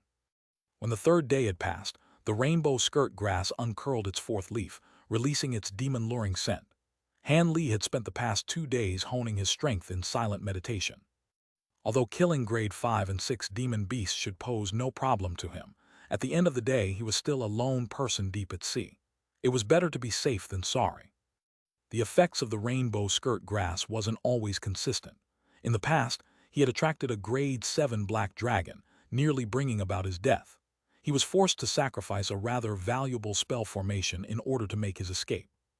Han Li truly didn't wish to lose his life over a brief moment of carelessness. After most of the day had passed, Han Li's expression suddenly twitched. He opened his eyes and coldly stared into the distance. A short moment later, a storm of dense black clouds had in the horizon, accompanied by a 30-meter-wide whirlpool that suddenly appeared beneath it. A faint rumbling could be heard coming from within it. With a calm expression, Han Li shot into the air as a streak of azure light and gazed at the scene before him. With the muffled rumblings coming from the whirlpool, a demon beast clad in black chi leapt out from within. The demon beast wasn't large and was only about 10 meters long. As it gazed towards the rainbow skirt grass, it released a violent screech. Han Li let out a sigh of relief at the sight. He was unable to see the true form of the demon beast due to the black chi blocking it from his sight. But from intensity of black chi, it appeared to be a grade 6 demon beast. This was the most optimal result, as it shouldn't prove to be dangerous in even the slightest. As a result, Han Li remained motionless in the air as he stared down at the demon beast. After only a short moment, the demon beast had been driven into a frenzy by the scent of the rainbow skirt grass. With a loud snarl, it fiercely pounced towards the coral reef, stirring up a 30-meter-tall wave following in its wake. After having experienced the huge tortoise's waves as it underwent tribulation, this mere level of display wasn't enough to impress Han Li. After seeing the demon beast draw close to the coral reef, a sneer appeared on Han Li's face. With a wave of his arm, a dark green formation plate appeared in his palm. After emitting a flash of azure light from his hand, Han Li struck the formation plate without hesitation, causing it to suddenly glow with a blinding yellow light. In the next moment, over 10 beams of yellow light shot out from the sea, forming a barrier of yellow fire that surrounded the demon beast. The demon beast was clearly startled. It immediately brandished 2 claws from within the black cloud of chi and fiercely struck against the yellow light barrier. With a huge bang, the yellow light barrier wavered on the verge of collapse. It appeared as if it wouldn't be able to withstand much more. However, it had already bought Han Li more than enough time. The 5 element bands he had prepared in his hand released a clear ring before disappearing in a blur. As a series of cries came from within the black cloud, rainbow light suddenly appeared and then disappeared into the black chi. A second later, a frightened roar was heard as the black chi scattered, revealing the demon beast within. The demon beast turned out to be a 12-meter-long gray prawn with 3 green eyes on each side of its head. It appeared panic-stricken. It was currently restricted by the 5 copper bands and was rendered completely incapable of escaping. At that moment, 2 streaks of bright azure light flew down and revolved around the huge prawn in coordination, chopping it into pieces. Green blood splattered onto the seas below. The 5 element bands trembled several times before disappearing in a glow of light and reappearing in Han Li's grasp a moment later. Han Li wore a slight smile on his face and shook the formation plate in his hand. The yellow radiance immediately faded away as the yellow barrier beneath him followed suit. Then, with a wave of his hand, the 5 element bands had been replaced with a pitch-black alms bowl in a flicker of light. With both hands clasped on the bowl, Han Li floated down next to the pawn's corpse. A cold glint flickered from Han Li's eyes as he stared at the huge prawn's head. Without further deliberation, Han Li extended his finger and started to mutter an incantation. The tip of his finger began to shine and gradually grew brighter. Han Li coldly snorted.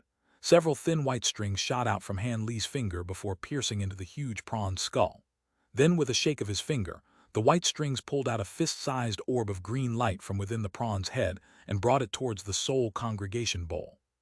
The green light knew that this wouldn't end well, and began to struggle with all its might against the white threads. However, it was unable to break free as it slowly drew closer to the bowl. When it was about a foot away from the soul congregation bowl, the green orb of light was wrapped in black light and drawn into the bowl. Han Li smiled at the scene. He then approached the prawn's corpse and rummaged through the scattered remains before he found a light blue sphere. Not only were Grade 6 demon beast cores larger than those from Grade 5, but they were also more translucent and shined with a faint glow. It made for a beautiful sight. After looking at it for a moment more, Han Li placed the core into his storage pouch and took another look at the huge prawn's corpse as if something had just come to mind. He suddenly raised his hand and cut it with 2 more streaks of light. He sliced off its claws and placed them into his storage pouch without any further thought.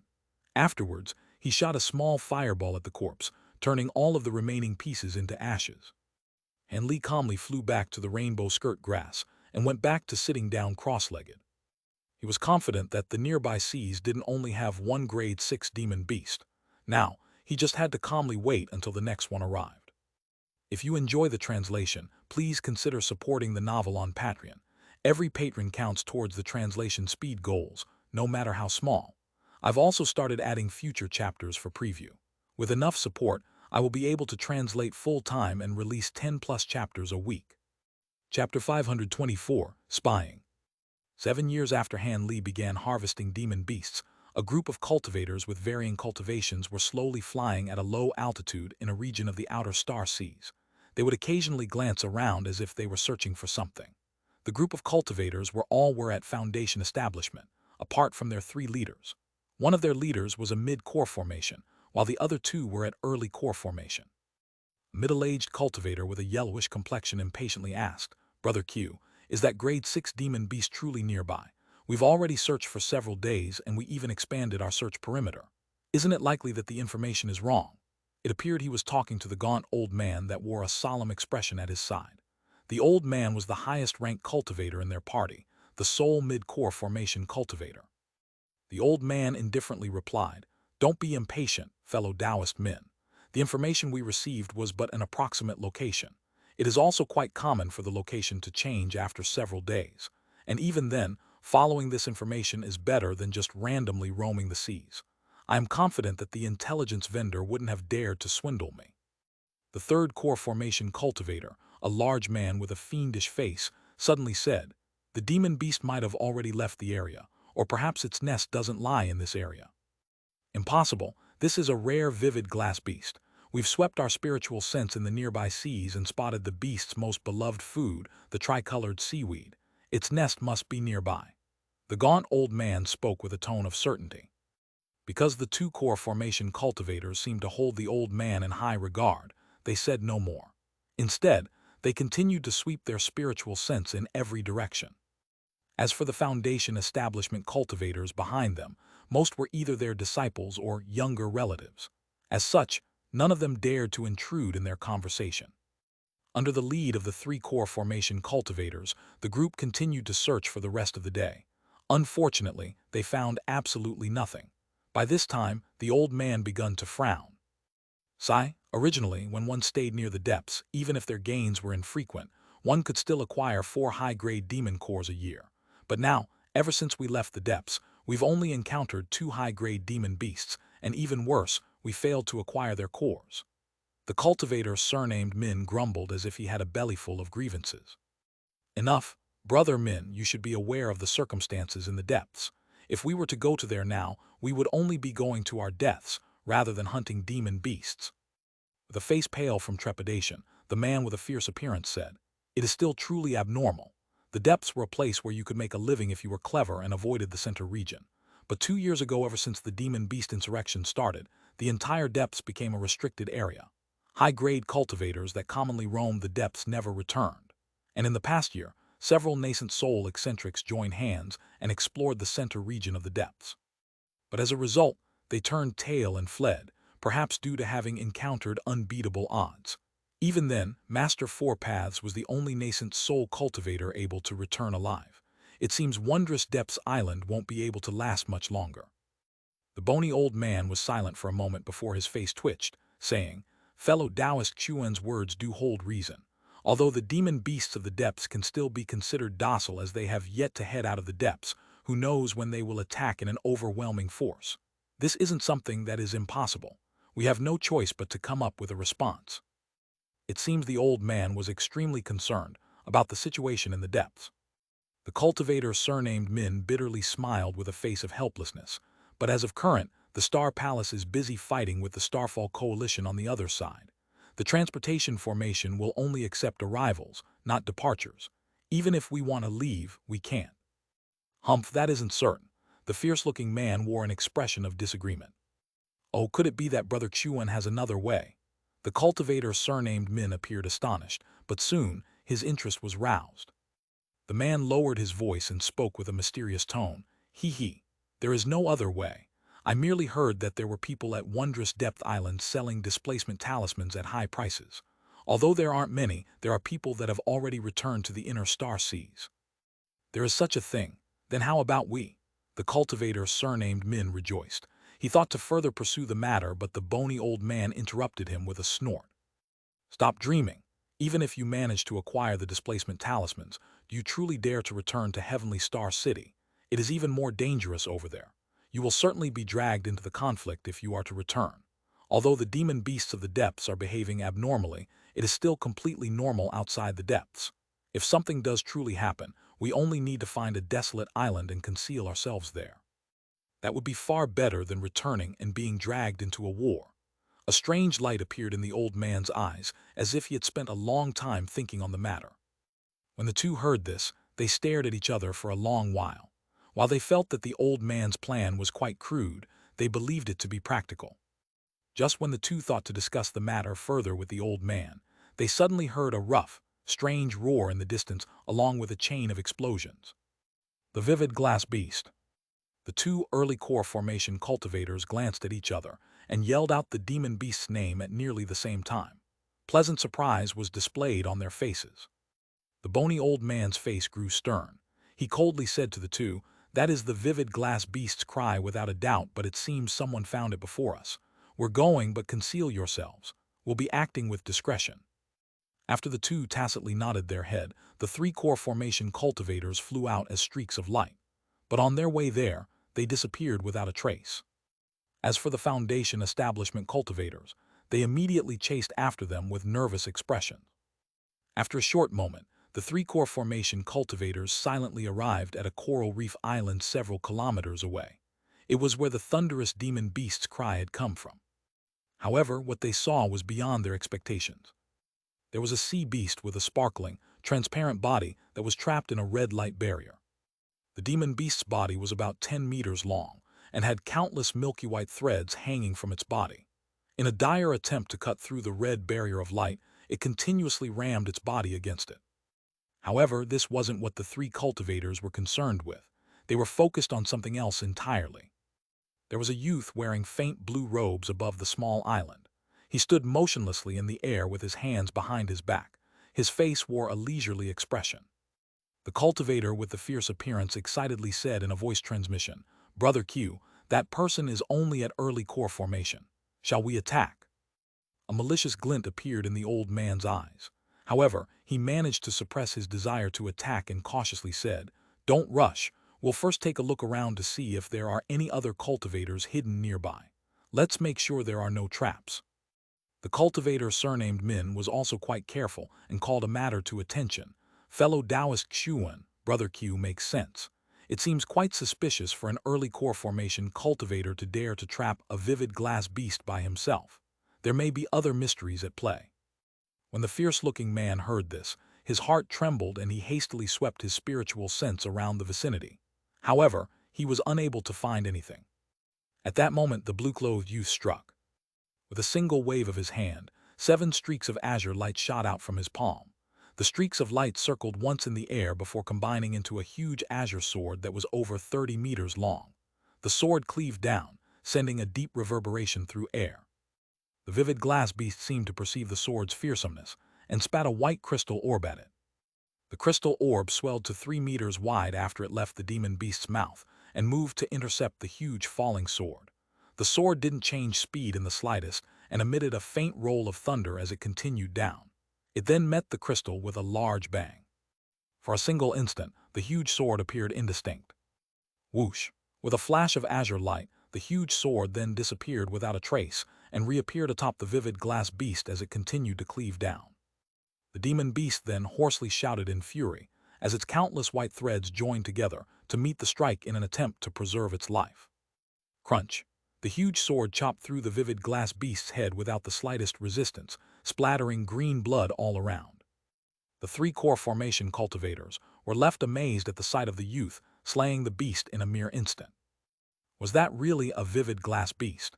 It was well known to be extremely difficult to hunt even amongst grade 6 demon beasts, but it just fell to a single blow from this youth.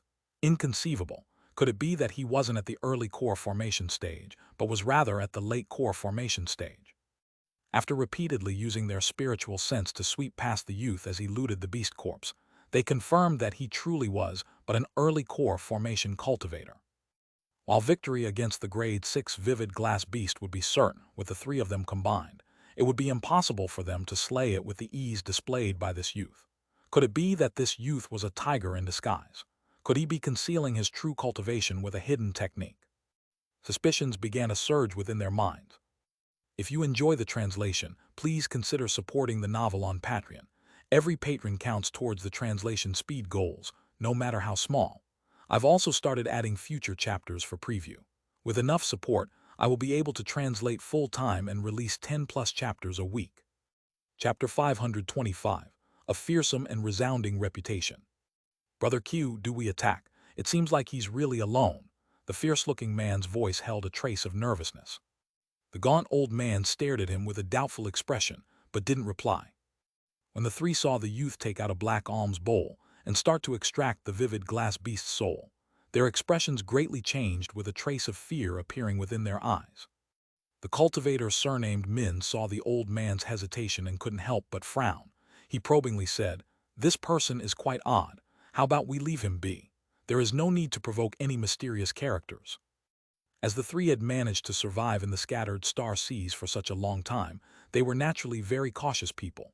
The scene before them was, without a doubt, indescribably strange. It even caused cultivator Min to recoil. The old man's gaze wandered for a long while before he bitterly smiled and listlessly said, "Leave him be.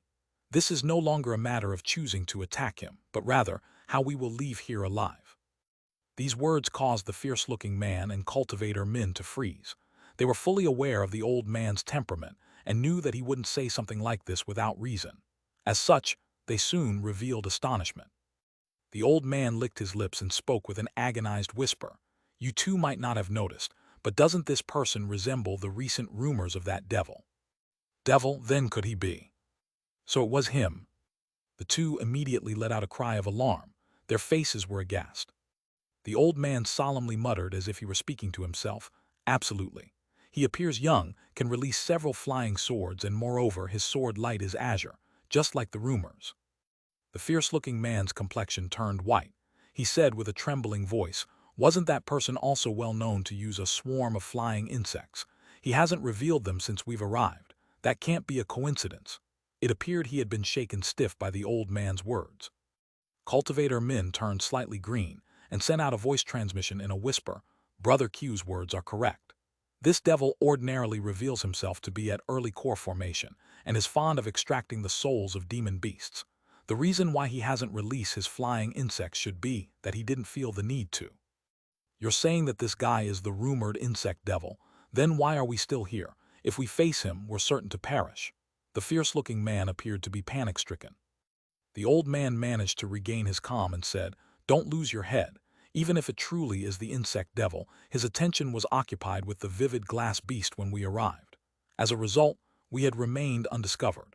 Now that he has killed the demon beast, we will expose ourselves if we act rashly." The other two glanced at each other and saw the sense in the old man's words. As such, they didn't dare to act impulsively. As the large man stared at the youth extracting the demon beast's soul, something suddenly came to mind. He whispered with a doubtful expression, "I heard that 4 years ago, the insect devil contended for a grade 7 demon beast against a group of 9 core formation cultivators. He managed to kill 8 of the core formation cultivators by himself, but a single late core formation cultivator was fortunately able to escape. Could those rumors be true?" Cultivator Min dryly swallowed a few times before whispering, "They should be. The man who survived was an expert from the Jade Cloud Sect, and the ones who died were his fellow sect members. That fight caused the Jade Cloud Sect, once renowned as one of the 5 great powers of Wondrous Depths Island, to lose an entire third of their forces." The Jade Cloud Sect's chief elder, Taoist Master Swift Crane, was enraged by this and personally scoured the seas several times by himself in search of the insect demon. However, he returned unsuccessful each time. Many people believed even if he found the insect devil, nothing would come of it. After all, from the abilities he displayed, it is quite possible that he is actually a newly ascended nascent soul expert. It is said that the other factions of Wondrous Depths Island have already taken note of the insect devil and wish to recruit him. After a moment of silence, the old man shook his head and said, "Nascent soul stage? Not necessarily. I've heard that there is nothing exceptional about the insect demon's cultivation. All of his fearsomeness comes completely from his strange insects.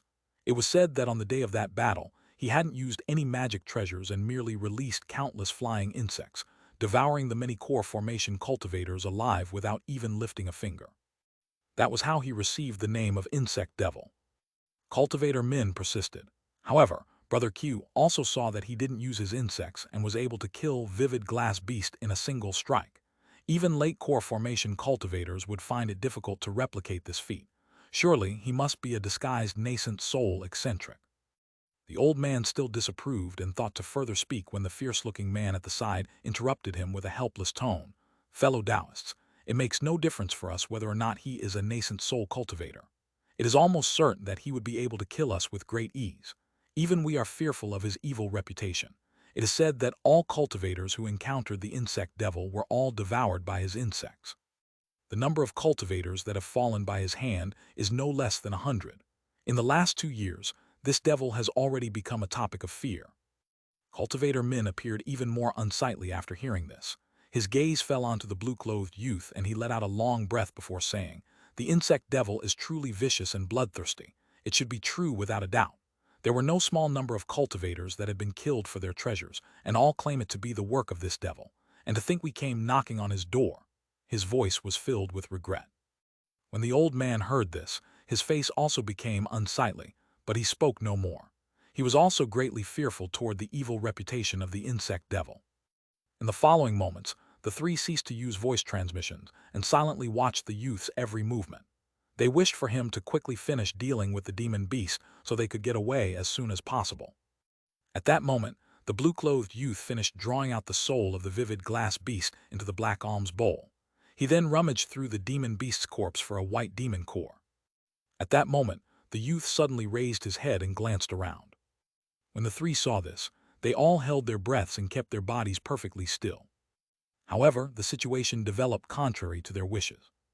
The youth's gaze suddenly turned to the direction that the 3 were hiding in. With a slight sneer on his face, he coldly said, "You 3 fellow Taoists have been watching me for quite some time. Have you had enough to look at? How about you come out and show yourselves?" Having heard this, the 3 suddenly felt a chill run down their spines. "Run!" It was unknown which of the 3 shouted this, but they immediately flew off as streaks of light and split off in 3 different directions in a panic-stricken manner. The blue-clothed youth frowned and muttered, "I haven't even finished speaking yet. Why did they flee with such fear? Did they fear that I would eat them?" A trace of confusion appeared on his face. But soon after, the youth waved his arms with a sullen expression and sent 3 spirit beast pouches into the air, filling the sky with a torrent of tricolored beetles. This youth was obviously Han Li, who had just returned from the far seas. The old man stealthily peeked his head around only to find a scene that left him aghast, causing him to unconsciously speed up. At that moment, a series of soft sounds leisurely left Han Li's mouth. When the tricolored beetles heard him, they gathered towards the sky and instantly condensed into 3 huge lances spanning about 3 meters each. Then with a sharp and loud whistle, the 3 lances blurred with brilliant light and separately shot out with miraculous speed. In an instant, the lances tore through the sky, disappearing into the horizon and chasing down the 3 cultivators that had fled. Hanli stood in place without any intention of chasing after them. Instead, he started to leisurely skin the translucent vivid glass beast with a streak of azure light. The hide of the vivid glass beast was a top-grade material for refining armor. He naturally wasn't about to give it up. Then, after turning the rest of the remains to ashes, Hanli retrieved the rainbow skirt grass, and his spell formation set up tools from the coral island. Just as he finished this, 3 flashes of light appeared on the horizon and flew in Hanli's direction. After they grew closer to him, he was able to clearly see that they were the 3 cultivators that previously fled. These 3 cultivators all had tricolored collars around their necks. Their pale faces wore expressions of crestfallen resignation. Hanli grasped his chin as he saw this, but he secretly smiled in his heart. After the 3 meekly fell before Hanli, he smiled and asked them with an exceptionally friendly tone, "May I ask you 3 fellow Taoists, why you so flusteredly ran away from me? Could it be that you 3 recognize me?" If you enjoy the translation, please consider supporting the novel on Patreon. Every patron counts towards the translation speed goals, no matter how small. I've also started adding future chapters for preview. With enough support, I will be able to translate full-time and release 10+ chapters a week. Alternative title: Chapter 526, Interrogation. Upon hearing Hanli, the 3 couldn't help but look at each other in amazement. What was the insect devil's purpose in asking them why they were afraid of him? Could it be that he wished to amuse himself before he killed them? The fierce-looking man steeled his heart and said with open hostility, "If fellow Taoist wishes to take our lives, then do so. What use is there in talking?" "That is strange. Was there something wrong with my question?" Hanli's expression suddenly grew sullen and cold. Seeing that there was possibly a chance of survival, the cultivator surnamed Min persistently pleaded, "Us brothers didn't know that Senior was hunting demon beasts here. Otherwise, we wouldn't have dared to disturb Senior Insect Devil. We rushed to this location unintentionally without even a sliver of hostile intent. I hope Senior will spare us." It appeared a trace of blood had returned to his face. Hanli frowned and a trace of confusion flickered from his face. "Insect Devil, that's what you call me." When the gaunt old man heard this, he couldn't help but wear a bewildered expression, muttering, "You're not Senior Insect Devil. It seems you 3 fellow Taoists have misunderstood something." Hanli chuckled, and after some hesitation, he waved his arm and 3 azure lights flew towards their collars. With a low-pitched hum, the collars scattered, returning them back into a swarm of countless beetles. The beetles then returned back to the spirit beast pouches at Hanli's waist. The 3 rejoiced at being spared from death. Although they were confused, they felt somewhat convinced they had mistakenly identified him. There would be no way the insect devil would do something so unfathomable, given his notorious reputation. But after seeing Hanli's astonishing display of ability, they didn't dare to take any rash actions and respectfully addressed him. The old man wore a smile and promptly said, "He, it seems we were mistaken. There would be no way that the insect devil would have let us off so easily. May I know your esteemed name, fellow Taoist?" Although the old man understood that the youth before him might not be the insect devil, his abilities were quite similar, and he could still take their lives with ease. He naturally didn't dare to slight him. When Hanli heard this, he thought to say something, but he soon turned his head to the skies. Hanli leisurely spoke as he stared at the sky. "Oh, it seems you 3 had companions and they've just arrived." The old man paused for a moment before turning his head in a certain direction, but since he didn't catch sight of anything, a trace of confusion appeared on his face. Doubtful, the old man honestly replied, "Us brothers did bring along a few of our disciples. I reckon this is about the time that they should arrive." Just as he finished saying this, a string of lights suddenly appeared off in the horizon. They were the Foundation establishment cultivators that they had left behind. They had chased after the 3-core formation cultivators at a comparatively sluggish pace on their magic tools. When the old man saw this, his expression changed. This had illustrated that the youth possessed spiritual sense far beyond his own. His fear of Hanli unconsciously grew. Hanli glanced at the 3-core formation cultivators with narrowed eyes and cryptically said, "I'm not one for crowds. How about you make arrangements for your disciples, and I'll wait for you 3 on the other end of the island. I still have a few questions I wish to ask you. I hope you won't leave without saying goodbye." He then smiled at them and flew to the far end of the island below them. The three let out sighs of relief. Although they didn't know whether or not the youth was truly the insect devil, it appeared that he currently didn't have any plans of killing them. Their lives were safe for the time being. As a result, the old man solemnly uttered a few words. Cultivator Min nodded his head and took to the skies. After the group of disciples arrived, he coldly gave a few words and had the cultivators slowly descend to the side of the island. At that moment, Cultivator Min then worriedly returned to the old man's side. After Cultivator Min arrived, the fierce-looking man hesitantly asked in a voice transmission, "Brother Q, must we go?" With a change of expression, the old man solemnly warned, "Fellow Taoist Xuan, don't think of anything ridiculous. Did you not just witness what he was capable of? Do you truly believe we will be able to escape him? Just give an honest answer to anything he asks, but do not provoke him by any means. Treat him exactly as you would a nascent soul cultivator. With his abilities, he should feel disdainful towards killing us." Brother Min nodded his head and said, "Brother Q makes sense. I also can't make out this person to be the evil, bloodthirsty sort. It would be better to not take any rash actions." Although the fierce-looking man wasn't entirely in favor of this, he reconsidered after hearing them. Soon after, the three obediently flew over to the far side of the island. Han Li was sitting down cross-legged on flat coral, calmly waiting for them. Han Li casually beckoned to the three with a calm expression and said, "Fellow Taoists, how about we sit down and have a chat? Tell me about the recent happenings near Wondrous Depths Island. I've just returned from the far seas, and I've encountered several groups of cultivators in the recent days. From what I remember, cultivators should rarely tread in these seas. Why aren't cultivators hunting demon beasts in the depths? Naturally, I'd also like a detailed explanation on the matter of this insect devil." The three became increasingly uneasy upon seeing Han Li's calm appearance. They respectfully agreed and carefully sat down nearby. The old man bitterly smiled and slowly said, "It's been 2 years since we've been to Wondrous Depths Island. At that time, the Wondrous Depths had already become a restricted area. One can no longer hunt demon beasts in the depths. In fact, whenever it is discussed, everyone turns pale." With an unchanged expression, Han Li softly said, "Oh, please explain, fellow Taoist." The old man felt relaxed upon seeing that Han Li was intent on listening. Then, after some thought, he gave an honest collection of what had happened. "This matter is actually quite a long story. 2 years ago, the demon beasts violently emerged." Han Li quietly listened until the old man had finished. He then unconsciously frowned and muttered to himself, "According to what you've said, the insurrection of demon beasts in the depths killed no small number of high-grade cultivators. Even nascent soul cultivators are unable to withstand the depths. It is no wonder that the other regions of the seas have so many cultivators."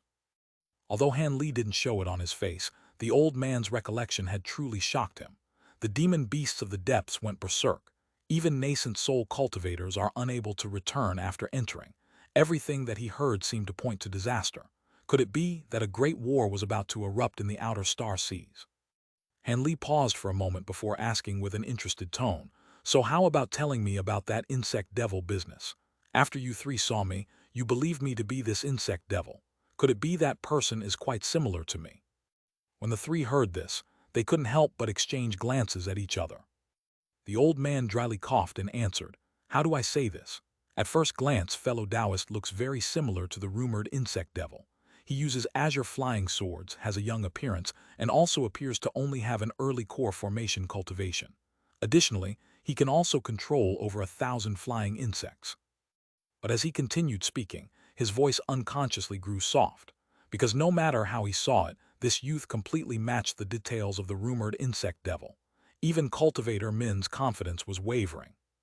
Although a trace of surprise appeared from Han Li's eyes, he calmly said, "Huh, that does sound quite like me. Fellow Taoist should be a bit more specific. What has the insect devil been doing?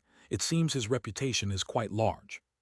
Cultivator Min carefully answered, "There are many events related to the insect devil, but the most famous among them was when he used his insect swarm to kill 8 core formation cultivators 4 years ago. That was when he became famous."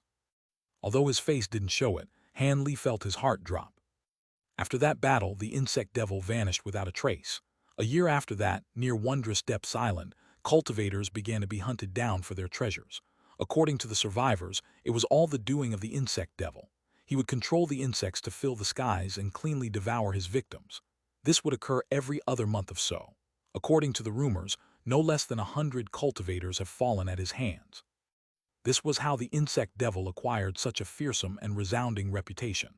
After all that was said, cultivator Min wore a trace of nervousness and unease on his face.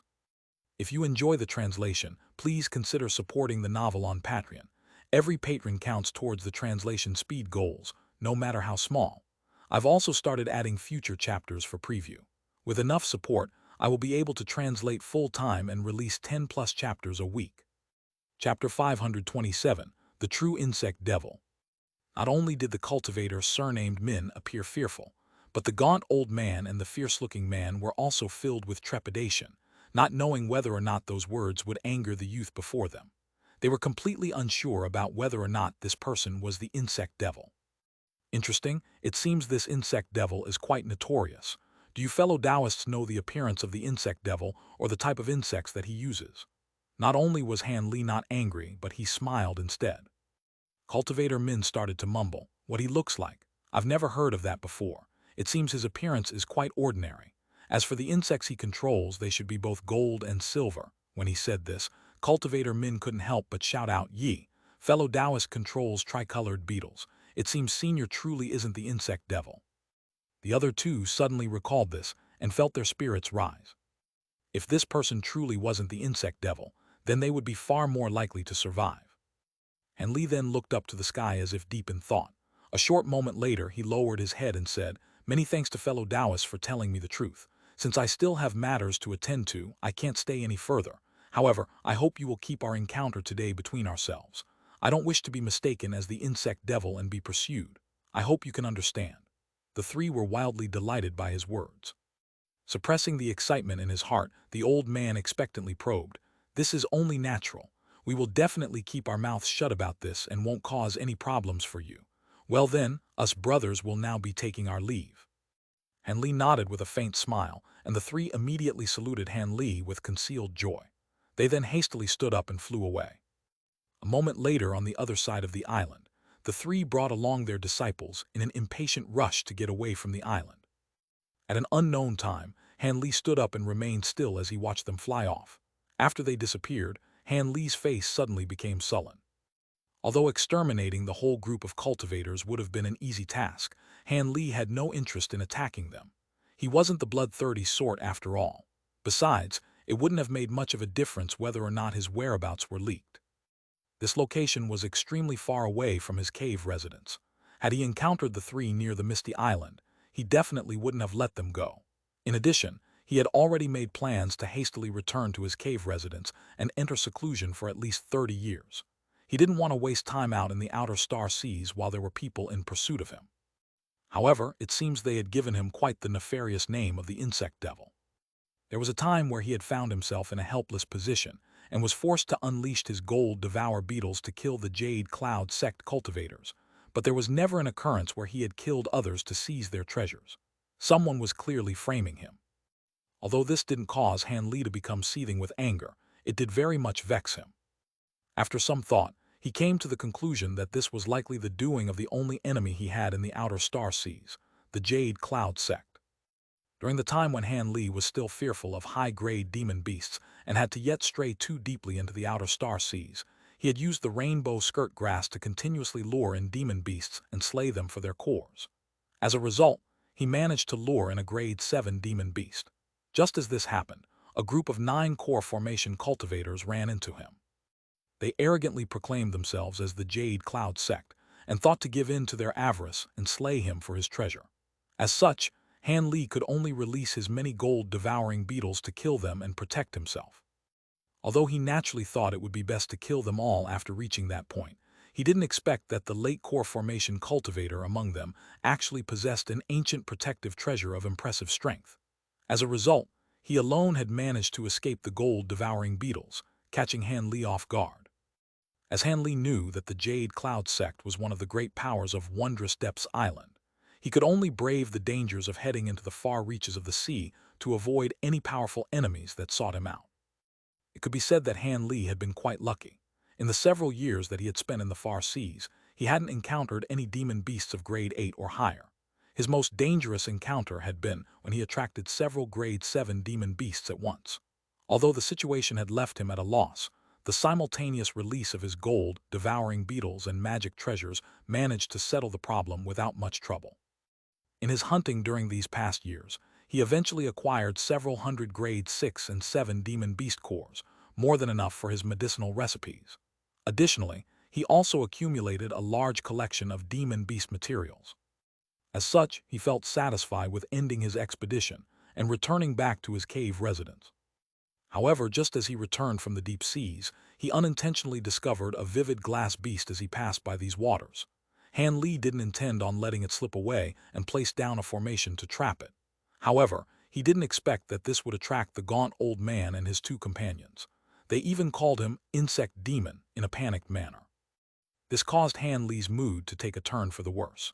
It was more than likely that since the Jade Cloud Sect was unable to find him, they had incited rumors of an insect devil, using his likeness and penchant for controlling insects and his bamboo cloudswarm swords.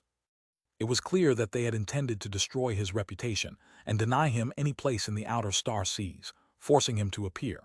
They even sent people to impersonate him and slay other cultivators for their treasures in the process, managing to kill two birds with one stone. However, there was still something that Han Li couldn't wrap his mind around. It wasn't difficult to find high-grade cultivators that were skilled in controlling insects. Finding flying insects that appeared similar to gold-devouring beetles also wasn't particularly difficult. But if this was truly the fault of the Jade Cloud Sect, why did the impersonators use gold and silver insects? He had used his black-tainted gold-devouring beetles to kill the Jade Cloud Sect. The lone cultivator that had escaped definitely wouldn't have made such a mistake. However, the change in color for his gold-devouring beetles was something that had only occurred after he had arrived in the outer star seas. Could it be the old eccentrics from Heaven Void Hall had tracked him down here? When Han Li carefully considered it, he felt his heart tremble. His complexion unconsciously paled. If this were true, the situation would be far from good. After standing still for a moment more and calmly muttering to himself, Han Li suddenly stamped his foot down and shot towards the sky. Soon after, he streaked across the sky in azure light, heading towards the direction of his small island in the mist. As Han Li flew, he wore his ordinary expression apart from a cold sneer that appeared on his mouth. Just now, he had come to an understanding. Regardless of whether this was the result of the machinations of the Jade Cloud Sect or the nascent soul eccentrics, there was no point in spending too much thought on the matter of the insect devil. This was because, with the development of the strange situation of the wondrous depths, his original plan of prolonged, secluded cultivation was now even more advantageous. This course of action would allow him to avoid both the lurking and the upcoming dangers in the outer star seas. And after he increased his cultivation, who would dare to apprehend him even if his notorious reputation remained? In the cultivation world, strength always spoke the loudest. With that in mind, Han Li continued on his way without even a sliver of hesitation remaining in his heart. Meanwhile, in Blackrock City, there were two people in a hidden room, speaking to each other in a mysterious manner. "Brother Qi, it has already been 3 years. Your methods have been ineffective. I'm not going to waste another 8 years just for that youngster to take the bait." The clear voice spoke with a tone of clear impatience. "Fellow Taoist Wu, you can't be hasty with these matters. Don't you also sweep your spiritual sense over every corner of Blackrock City day after day? If that person actually appeared in the city with a disguise, he definitely wouldn't have been able to slip past Brother Wu's eyes." The other person spoke with a hoarse and deep voice. The first person who spoke was astonishingly Zenith Yin, who hadn't been seen for years. He was speaking to a pale middle-aged man with a sullen expression. He appeared dissatisfied. "Humph, does Brother Qi's method of sending disciples to masquerade as the youngster robbing others serve another purpose? Brother Qi doesn't have another purpose in mind that he is deliberately hiding from me. I can't believe that finding a single early core formation cultivator could be so hard for a sect as large as your Jade Cloud Sect," Zenith Yin said with an annoyed expression. "Sai, Brother Wu's words wrong me. We weren't friends for only 1 or 2 years. How could I possibly do that? Moreover, our sect also holds a deep enmity with him. We've never stopped trying to find him." The owner of the hoarse voice was a middle-aged Taoist priest wearing a robe adorned with white cranes. His face had white pockmarks and was covered in a layer of warm fluorescence, making for quite an imposing visage. He then smiled as if he had thought of something and said, "However, fellow Taoist Wu, I am quite curious. Just what did the youngster do to cause you to brave the risk of sneaking into Heavenly Star City and teleporting here?" Fellow Taoist Wu has always used his grandson's death as an excuse. However, it was always stated so casually that I'm very much in doubt. If you enjoy the translation, please consider supporting the novel on Patreon. Every patron counts towards the translation speed goals, no matter how small. I've also started adding future chapters for preview. With enough support, I will be able to translate full-time and release 10+ chapters a week. Chapter 528, Flowing Undercurrents. When Zenith Yin heard Taoist priest Qi accuse him of hiding something, he inwardly frowned and cursed, "Cunning old fox." However, none of this was betrayed on his face. Zenith Yin's expression grew stern and he coldly said, "Brother Qi, you've asked this more than once before, and each time I've answered that this youngster hand treacherously killed my grandson in Heaven Void Hall. That is why I must capture him alive, so that I may refine his soul." The Taoist priest shook his head and said, "He. Brother Wu had been saying this for the past 2 years, and I do believe it.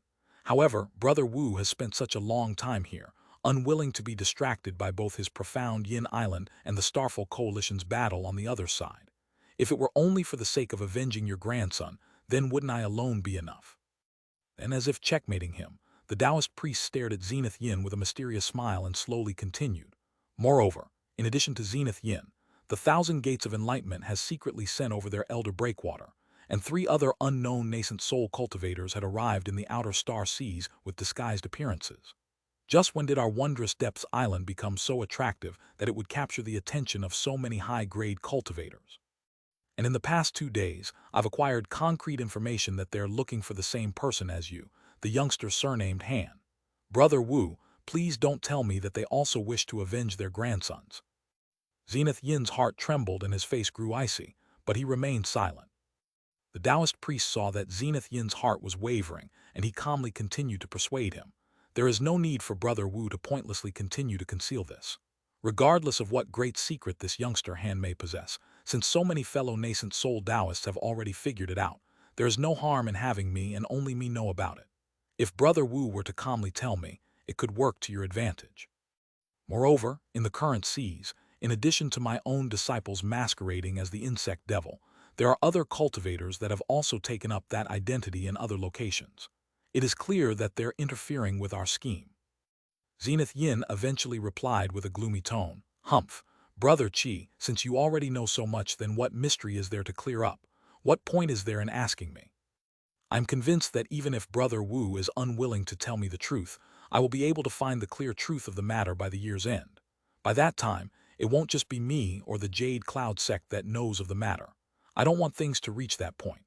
Wouldn't it be better to join hands now?" The Taoist priest spoke of his inner plans without the slightest attempt at concealment. Zenith Yin's expression fluctuated for a long while. After lowering his head and muttering to himself for a moment, he eventually sighed and bitterly smiled at the Taoist priest. "It's not that I wish to deliberately fool you, but in order to ensure that the secret wouldn't be divulged, I, along with several other fellow Taoists, have all made a heart demon pact to not speak of it to outsiders. But since the myriad gates of enlightenment has sent their elder breakwater here, then Wan Tianming has more or less broken the pact, regardless of what he said. Hence, I no longer have anything to fear from divulging the secret." The Taoist priest heartily laughed upon hearing him. "Great. Brother Wu actually cared about a heart demon pact. I've never taken them to mind. If heart demon pacts were truly effective, most heretical and devil Tao cultivators would already be dead."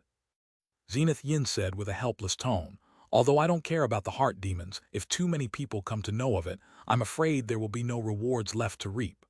Soon after, his face stiffened, and he started to speak through voice transmissions. The Taoist priest was completely unconcerned with Zenith Yin's carefulness. But after only a few words were spoken, his expression greatly changed as rapt excitement flickered in his eyes. "Is what you said true? The item has emerged into the world."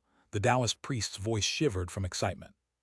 Zenith Yin indifferently replied, "If not for this treasure, do you truly believe so many nascent soul cultivators would have gathered here?" While the Taoist priest was ecstatic, he couldn't help but grumble, "That's right. It seems Brother Wu was correct in entirely concealing the matter. I admire you for having kept this secret for so long, but if fellow Taoist had spoke of it sooner, I would have certainly sent out more men. Perhaps we might have found the youngster already. Zenith Yin gloomily explained. Fellow Taoist says that quite easily. Do you think I could just divulge this matter as I wished? If I hadn't concealed the matter for so long, the others might have leaked the information as well. Even now, I am unwilling to casually speak of it.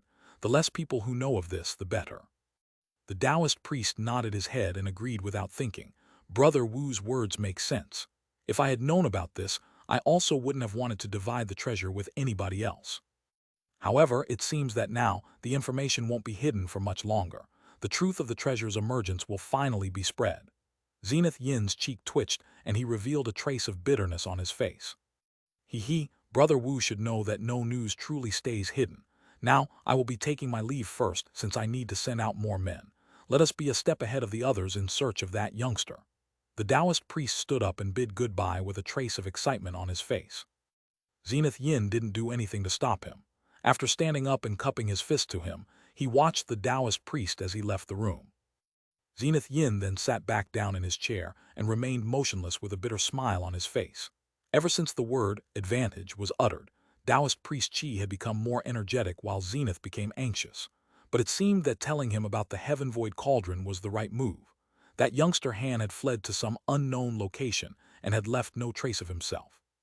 Had Han Li not exterminated the Jade Cloud cultivators, Zenith Yin would have believed that Han Li had successfully executed a crafty escape plan and actually escaped to another demon beast island. But since he no longer had the time to wait, he could only draw support from a local power, the Jade Cloud sect. He could only take this one step at a time. Zenith Yin pondered about the benefits and drawbacks of this alliance before letting out a long sigh, returning the room to silence. In another portion of the sea, an azure-robed youth with an ordinary appearance was coldly glancing at some low-grade cultivators with utter disdain. There was a swarm of gold-silver insects buzzing above his head. Insect Devil, a middle-aged cultivator among the group, shouted out the name in fright. When the youth heard this, he coldly chuckled and wordlessly pointed at them, causing the insect cloud to immediately spread across the skies. Although these low-grade cultivators did their utmost to protect themselves with magic treasures, they were completely covered by the flying insects in an instant. After only a moment of time, the cultivators completely disappeared without a trace. The youth picked up the storage pouches that were left behind and disapprovingly said, "You dare to struggle for your lives with your meager cultivation. You overestimate yourselves." He then casually picked a direction and flew off into the distance as a streak of azure light. A short moment later, white light suddenly flashed from somewhere in the air to reveal an early core formation cultivator with a pale face. He glanced in the direction that the youth had disappeared with an unsightly expression. Then, with gritted teeth, he flew in the opposite direction. Half a month later, Han Li eventually returned to the small island in this mist. Although he hadn't returned in many years, everything was how he had left it. This finally relieved the worry that he had always carried in the back of his mind. Han Li first took a few days to rest in his cave residence before arranging the many rare materials and demon cores he had acquired during his recent excursion. After organizing all of them, he then started to prepare for refining pills. 10 days later, when Han Li felt completely refreshed, he brought all the materials into his pill refining room. Years ago, when he had last refined medicine pills in his cave residence in Heavenly Star City, Han Li felt he had reached a bottleneck in his pill refinement techniques. It seemed he would have to put quite a bit more effort into it if he were to break through into a higher realm of pill refinement. As such, Han Li didn't immediately start refining grade 6 and 7 demon beast cores. Instead, he lined up the grade 5 demon cores he had acquired by his side. In Han Li's mind, although his talents in pill refinement were quite ordinary, his pill refinement techniques weren't too far away from that of a pill refinement grandmaster. After all, who else aside from him had the opportunity to practice refining pills with such a luxurious amount of materials? As the Tao of pill refinement mostly relied on experience and skill, Han Li decided to first use the grade 5 demon cores to see whether or not he could break through his bottleneck in pill refinement techniques. With these thoughts in mind, Han Li gazed at the furnace before him and waved his arm, causing a grade 5 demon core to fly into the cauldron. At the same time, the cauldron distanced itself from him. If you enjoy the translation, please consider supporting the novel on Patreon. Every patron counts towards the translation speed goals, no matter how small. I've also started adding future chapters for preview. With enough support, I will be able to translate full-time and release 10+ chapters a week. Chapter 529, Uninvited Guests. The door to the pill refinement room had been sealed for an entire 3 years when one day, the room finally opened with Han Li quietly emerging from within. All of his valuable demon cores had been turned into demon core pills. For the first 2 years, Han Li had used all of his time to refine grade 5 demon core pills. Although these medicine pills had no significant effect on his cultivation as of current, even a single one of these pills was immensely desired by Foundation establishment cultivators. Even a single pill would leave them in ecstasy. After refining these medicine pills, Han Li's pill refinement techniques had finally ascended to a higher level. After all, even genuine pill refinement grandmasters wouldn't have the opportunity to squander as many demon cores for practice as he did. Ordinary pill refinement masters were only able to use about 40 demon cores as practice in their lifetime. Even then, it was an infrequent occurrence. While all the medicine pill refinement methods had their differences, they all shared a few similarities that Han Li was able to recognize. After refining so many of these precious medicine pills, Han Li was able to forcefully raise his pill refinement technique to the rumored level that existed slightly above that of a pill refinement grandmaster. As a result, this greatly increased the odds of success when refining grade 6 and 7 demon cores into pills, much to his delight. Even Han Li was unwilling to lightly squander items as valuable as grade 6 and 7 demon cores. After Han Li finished refining all of his demon cores, he spent an entire month resting. In that month, Han Li circled around his insect rooms many times, observing the differences between his tricolored gold-devouring beetles and the non-mutated gold-devouring beetles. While Han Li was refining pills, he had his puppets alternate between feeding rainbow skirt grass to the two groups of gold-devouring beetles. However, this had resulted in Han Li discovering something terrible. While the tricolored gold-devouring beetles excitedly consumed rainbow skirt grass as expected, it no longer induced a violent excitement in the tricolored gold-devouring beetles, nor did it produce any other strange effects. At the beginning, Han Li had assumed that this was because the time had been too short and that the number of gold-devouring beetles were too many. Hence, the effects of the rainbow skirt grass wouldn't be obvious. But under further investigation, he specifically isolated 300 black-strain gold-devouring beetles and fed them the rainbow skirt grass, leading to this significant discovery. After consuming the rainbow skirt grass several times, they hadn't displayed even the slightest change. This caused Han Li to become quite gloomy. He had come to the conclusion that the rainbow skirt grass could no longer be used to induce reproduction in the mutated gold-devouring beetles. Although he didn't understand the unfathomable principles behind this, he knew without a doubt that these black-stained mutated beetles could not be replenished, as they had completely lost their ability to rapidly reproduce. Every single beetle he lost would be permanent. Now he could only go back to feeding the rainbow skirt grass to the minority of gold-devouring beetles that hadn't undergone the black-stain mutation. After feeding rainbow skirt grass to the unmutated gold-devouring beetles repeatedly, they had become increasingly violent, appearing as if they would soon reproduce. With that taken care of, Han Li then entered seclusion once more with renewed clarity of mind. With the prepared assistance of all kinds of medicine pills, Han Li planned on first reaching the 8th layer of the Azure Essence Sword Arts before tackling the mid-core formation stage. Sitting down on a straw mat in the sealed room, Han Li took out a medicine bottle from his storage pouch and poured out a glowing red medicine pill into his hand that resembled a longan fruit. After Han Li swallowed the pill, he began to feel the heat of medicinal power emit from his stomach. He then silently muttered the incantation for the 8th layer of the sword art as he slowly closed his eyes. Han Li wholeheartedly cultivated in the cave residence, while oblivious to the time that passed by. The unceasing consumption of medicine pills and the conversion of medicinal power into spiritual power was an extremely tedious task. Fortunately, Han Li was wholeheartedly committed to increasing his cultivation and was able to persevere without fail. But even with his stalwart resolve, Han Li began to unconsciously feel dreary. 16 years passed in the blink of an eye. Han Li had managed to eventually break through the mid-core formation bottleneck and reach the 8th layer of the Azure Essence Sword Arts. Despite his excitement, he didn't hastily leave seclusion as he still possessed a majority of the medicine pills he had started with. It was only natural to want to finish consuming them. Hence, despite having just entered mid-core formation, Han Li forcefully calmed his heart and focused on refining the 9th layer of the Azure Sword Arts. The ninth layer of the sword arts proved to be much more difficult than the previous layers had been. As spring passed by and winter appeared with autumn leaving and summer arriving, years and years passed by with the secluded room remaining shut. A thick layer of dust began to cover everything in the cave residence as if it had become an ancient tomb. On yet another peaceful morning in the nearby seas, a seabird circled overhead, occasionally releasing a sharp cry. It made for a serene scene. But a moment later, a flash of light suddenly appeared from the horizon. Several streaks of azure and red radiance flew towards the direction of the sea mist in a disorderly fashion. A moment later, silhouettes could clearly be made out from within the light. They were a group of 3 women and 2 men. Apart from an early Foundation establishment cultivator, a middle-aged man, the rest were all chi condensation cultivators. They were all youths spanning anywhere from 17 to 24 years of age. They had flustered flown over in a mad rush, occasionally looking behind them as if someone were chasing them.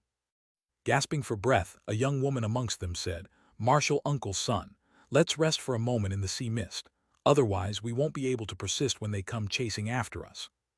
The young woman had a round face and large eyes, bearing somewhat of a resemblance to an infant. While she would normally appear quite cute, at the moment she was covered in sweat, and her complexion was pale as if her magic power was on the verge of exhaustion. The middle-aged man paused and looked at the other 3 chi condensation cultivators. Although they appeared to be in a slightly better condition, they didn't look like they could last for much longer. After hesitantly looking behind them, he reluctantly agreed, "All right, we'll go into the mist and recover our magic power. Then we will leave immediately after. Although we are a good distance away from them, they are capable of relentlessly chasing after us, so it would be best to be careful. If they manage to overtake us, it will be impossible to survive." Each of the youths expressed relief upon hearing this.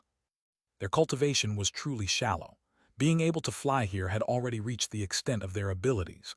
Although they knew it would be extremely dangerous to stop, they were unable to do otherwise. Hence, the party flew into the sea mist. Not long after the party entered the mist, a burly 20-year-old youth hopefully said, "The sea mist is quite dense here. Perhaps we can wait here and conceal ourselves from their pursuit." Don't even think about it. Although we don't know how they're managing to track us down, a bit of fog isn't about to conceal ourselves from them. Everyone fly lower and see if there are any reefs we can take a rest on. We can recover our magic power faster if we sit. The middle-aged man bluntly refuted him, causing the burly youth to blush and hang his head. The others closely followed after the Foundation establishment cultivator, not daring to be left behind. After a short moment, the yellow-clothed young woman suddenly shouted out in surprise, "Yi, there's an island here." Regardless of the woman's yell, the island was clearly visible after they deeply entered the deep fog. They couldn't help but look at each other in dismay. A blue-clothed woman with an ordinary appearance said with fear, "Could there be some sort of demon beast here?" The middle-aged man started to hesitate, but he soon came to a firm resolution. "Something that unfortunate can occur, and even if it did, we wouldn't be able to deal with it, so there is no point thinking about it. Quickly, head to the island and recover your magic power." When the others heard this, they didn't say anything further and floated down onto the small island. The middle-aged man released his spiritual sense after landing on the island. He then happily pointed and said, "Let's sit down over there. The spiritual chi over there is quite abundant." The direction that he pointed to was the sole mountain range of the island. When the party heard this, their spirits were roused. Afterwards, the middle-aged man led the way with the rest of the party hurrying after him. If they could recover enough magic power, they might be able to escape the oncoming calamity. They naturally weren't going to let go of this chance. After a short moment, the party arrived at the Green Mountain Range and casually sat down on the small mountain. They all held a spirit stone in hand and began to slowly meditate, absorbing the dense spiritual chi nearby. If you enjoy the translation, please consider supporting the novel on Patreon. Every patron counts towards the translation speed goals, no matter how small. I've also started adding future chapters for preview. With enough support, I will be able to translate full-time and release 10+ chapters a week. Chapter 530, Azure Spirit Sect. Apart from the wind that carried the scent of the sea, it was completely silent where the group of cultivators were recuperating. The party of cultivators became increasingly relaxed, gathering the courage to close their eyes. Time quickly passed by. After 2 hours, the party had recovered most of their magic power, and their complexions had mostly returned to normal. The middle-aged man opened his eyes. After examining how the other four were doing, he immediately commanded, "We're going. We can't stay here longer. Those things are already in quick pursuit of us." With that said, he stood up and led the way. Although the chi condensation cultivators were somewhat reluctant, they didn't dare to tarry and stood up, quickly flying off on their magic tools. But at that moment, loud cries could suddenly be heard from around the island. They seemed to be coming from within the dense mist. "Not good," the middle-aged cultivator yelled with a ghastly expression. The other four's complexions paled in an instant. A flock of over a dozen huge gray birds emerged from the dense fog above them. These monstrous birds were 3 meters long, had red combs on their head, sharp claws and beaks, and emitted a faint azure light from their body. They made for a vicious and ugly sight. After they appeared, they didn't immediately descend down to the island. Instead, they quickly circled around the island before dispersing, blocking the cultivators' paths of escape. The birds appeared quite familiar with the maneuver. When the middle-aged cultivator saw this, his heart dropped. "Run, quickly go into the forest. Wait until there is a chance to escape." Experienced in dealing with bird-type demon beasts, the middle-aged man hastily ordered the others to flee into the forest. As the four were scared out of their wits, they quickly followed his orders without question. Their speed reached new levels with their increasing panic. In the blink of an eye, they had already arrived at the forest. However, a shocking scene suddenly appeared. Just as the five flew down to 10 meters above the forest, green light suddenly flashed before their eyes. Once they recovered their sight from the dazzling flash, they were amazed to discover that the forest had disappeared without a trace, only to be replaced by an unfamiliar mountain range, emitting an astonishing intensity of spiritual qi. It was an illusion formation. The blue-clothed woman shouted out in alarm. "Could it be that there is a fellow Taoist here?" the burly youth said in pleasant surprise.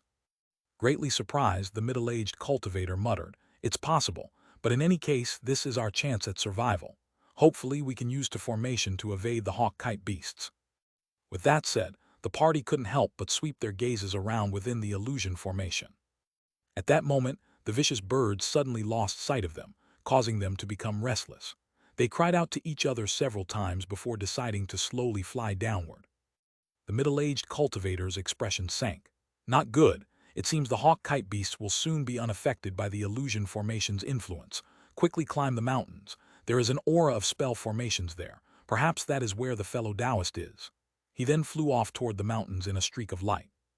After the remaining cultivators mutually glanced at one another, they chased after the middle-aged man with nervous expressions. After they flew a short distance, a layer of white light suddenly revealed itself, blocking their way. When the middle-aged man saw this, he rejoiced. He immediately waved his hand and summoned a sound transmission talisman. After muttering a few words into it, he tossed the talisman before it transformed into a streak of fire, disappearing into the light barrier in the blink of an eye. The others gazed at the scene with panicked eyes, not daring to interrupt him. A short moment later, the many monstrous birds flew into the illusion formation. They quickly discovered the party of cultivators and flew towards them in a mad rush. Their wings carried a faint trace of bright azure light. The middle-aged cultivator grimaced and glanced at the white light barrier behind them. He gritted his teeth and muttered orders to the chi condensation cultivators. The other cultivators' expression were also unsightly, but they still brandished their glowing magic tools in preparation to receive the demon beast's attack.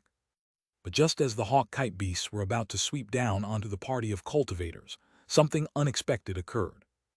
Over 100 beams of various colored light suddenly shot out from the white light barrier. Although the beams were as thick as a finger, each of them were incomparably sharp. In the next instant, the descending hawk-kite beasts were left filled with countless holes, accompanied by the sounds of their flesh being ripped apart. The demon beasts breathed their last as they fell to the ground without even a scream. The group of cultivators were elated by the developments and couldn't help but turn around towards the light barrier. They were left shocked for a long while when they saw over 10 huge apes on the other side of the light barrier. At first glance, they had mistaken them to be demon beasts and were left frightened, but they soon noticed something odd about them. After further inspection, they noticed that the huge apes all glowed with black light, before eventually figuring them out to be mechanical puppets. The puppets each had raised arms. It appeared the beam of lights from a moment ago should have all came from their hands. These realizations left the party completely relieved. Soon after, the huge apes silently lowered their arms and flickered with white light, before disappearing from sight. As their expressions continued to change in surprise, the white barrier flashed several times before parting to create a 3-meter-wide path. When the five saw this, they looked at each other in dismay. A man's voice unhurriedly said, "I am currently in seclusion, and it is inconvenient for me to meet with you. You fellow Taoists may rest for a moment within the barrier before leaving." From his words, it seemed the formation spell master didn't possess the slightest intention to meet them. "Many thanks for Senior's kindness, but since the demon beasts have died, it will be fine if we rested outside. We don't dare to further interrupt Senior's cultivation." Although the middle-aged cultivator felt no malice from the voice, he didn't dare to enter the formation of a stranger. As such, he could only summon his courage to refuse the offer and risk upsetting the other party. It seems you're quite careful, but since this is the case, how about you tell me about your situation? Why was there a group of grade 2 demon beasts in pursuit of you?" The voice spoke without the slightest care, but his later words carried a trace of curiosity. The middle-aged man's face finally relaxed. He hastily replied with a respectful tone, "I am a disciple of the Azure Spirit Sect. We went out to sea in order to pick a few spiritual herbs. During a moment of carelessness, we caught the eye of those demon beasts and they have pursued us ever since. Were it not for Senior's rescue, us juniors would have faced calamity." The voice merely grunted in response before turning silent. This left the cultivators uneasy. The middle-aged cultivator grew apprehensive. However, he didn't dare to leave yet and managed to keep his calm. After a moment of silence, the man's voice indifferently said, "Your Azure Spirit Sect only sent out you 5. Why aren't there any sect elders leading you? Don't you know you'd only be seeking death by going out to sea with your meager cultivations? Even if a sect has no core formation cultivators, grade 2 demon beasts shouldn't pose much of a threat against a group of foundation establishment cultivators." After that was said, the middle-aged cultivator paused for a moment. With some hesitation, he then bitterly smiled, "Seniors, our Azure Spirit Sect is but a small sect. Although we once had a core formation elder, he perished in the Beast Torrent over 20 years ago. There are only foundation establishment cultivators in our sect now, and their numbers aren't many." As the middle-aged man thought about his response, he was worried whether or not this senior would form evil intentions after hearing about their sect's details. But after some further thought, he realized that if this person wanted to kill them, he could have done so easily with his puppets. After all, his cultivation was vastly superior to their own. There would be no need for him to waste the effort with such long ploys. And if he were to conceal any information from this senior, he would risk him, damning all of them to death. As such, the middle-aged cultivator came to a resolution and took the risk of honestly answering. He didn't believe that anybody would harbor any designs towards a ruined sect such as his own. "Beast Torrent, how long ago did this occur? Does it have something to do with those demon beasts?" The man's voice seemed to carry a trace of alarm. When the middle-aged man heard this, he grew shocked. The youths in his party also revealed amazement. If you enjoy the translation, please consider supporting the novel on Patreon. Every patron counts towards the translation speed goals, no matter how small. I've also started adding future chapters for preview.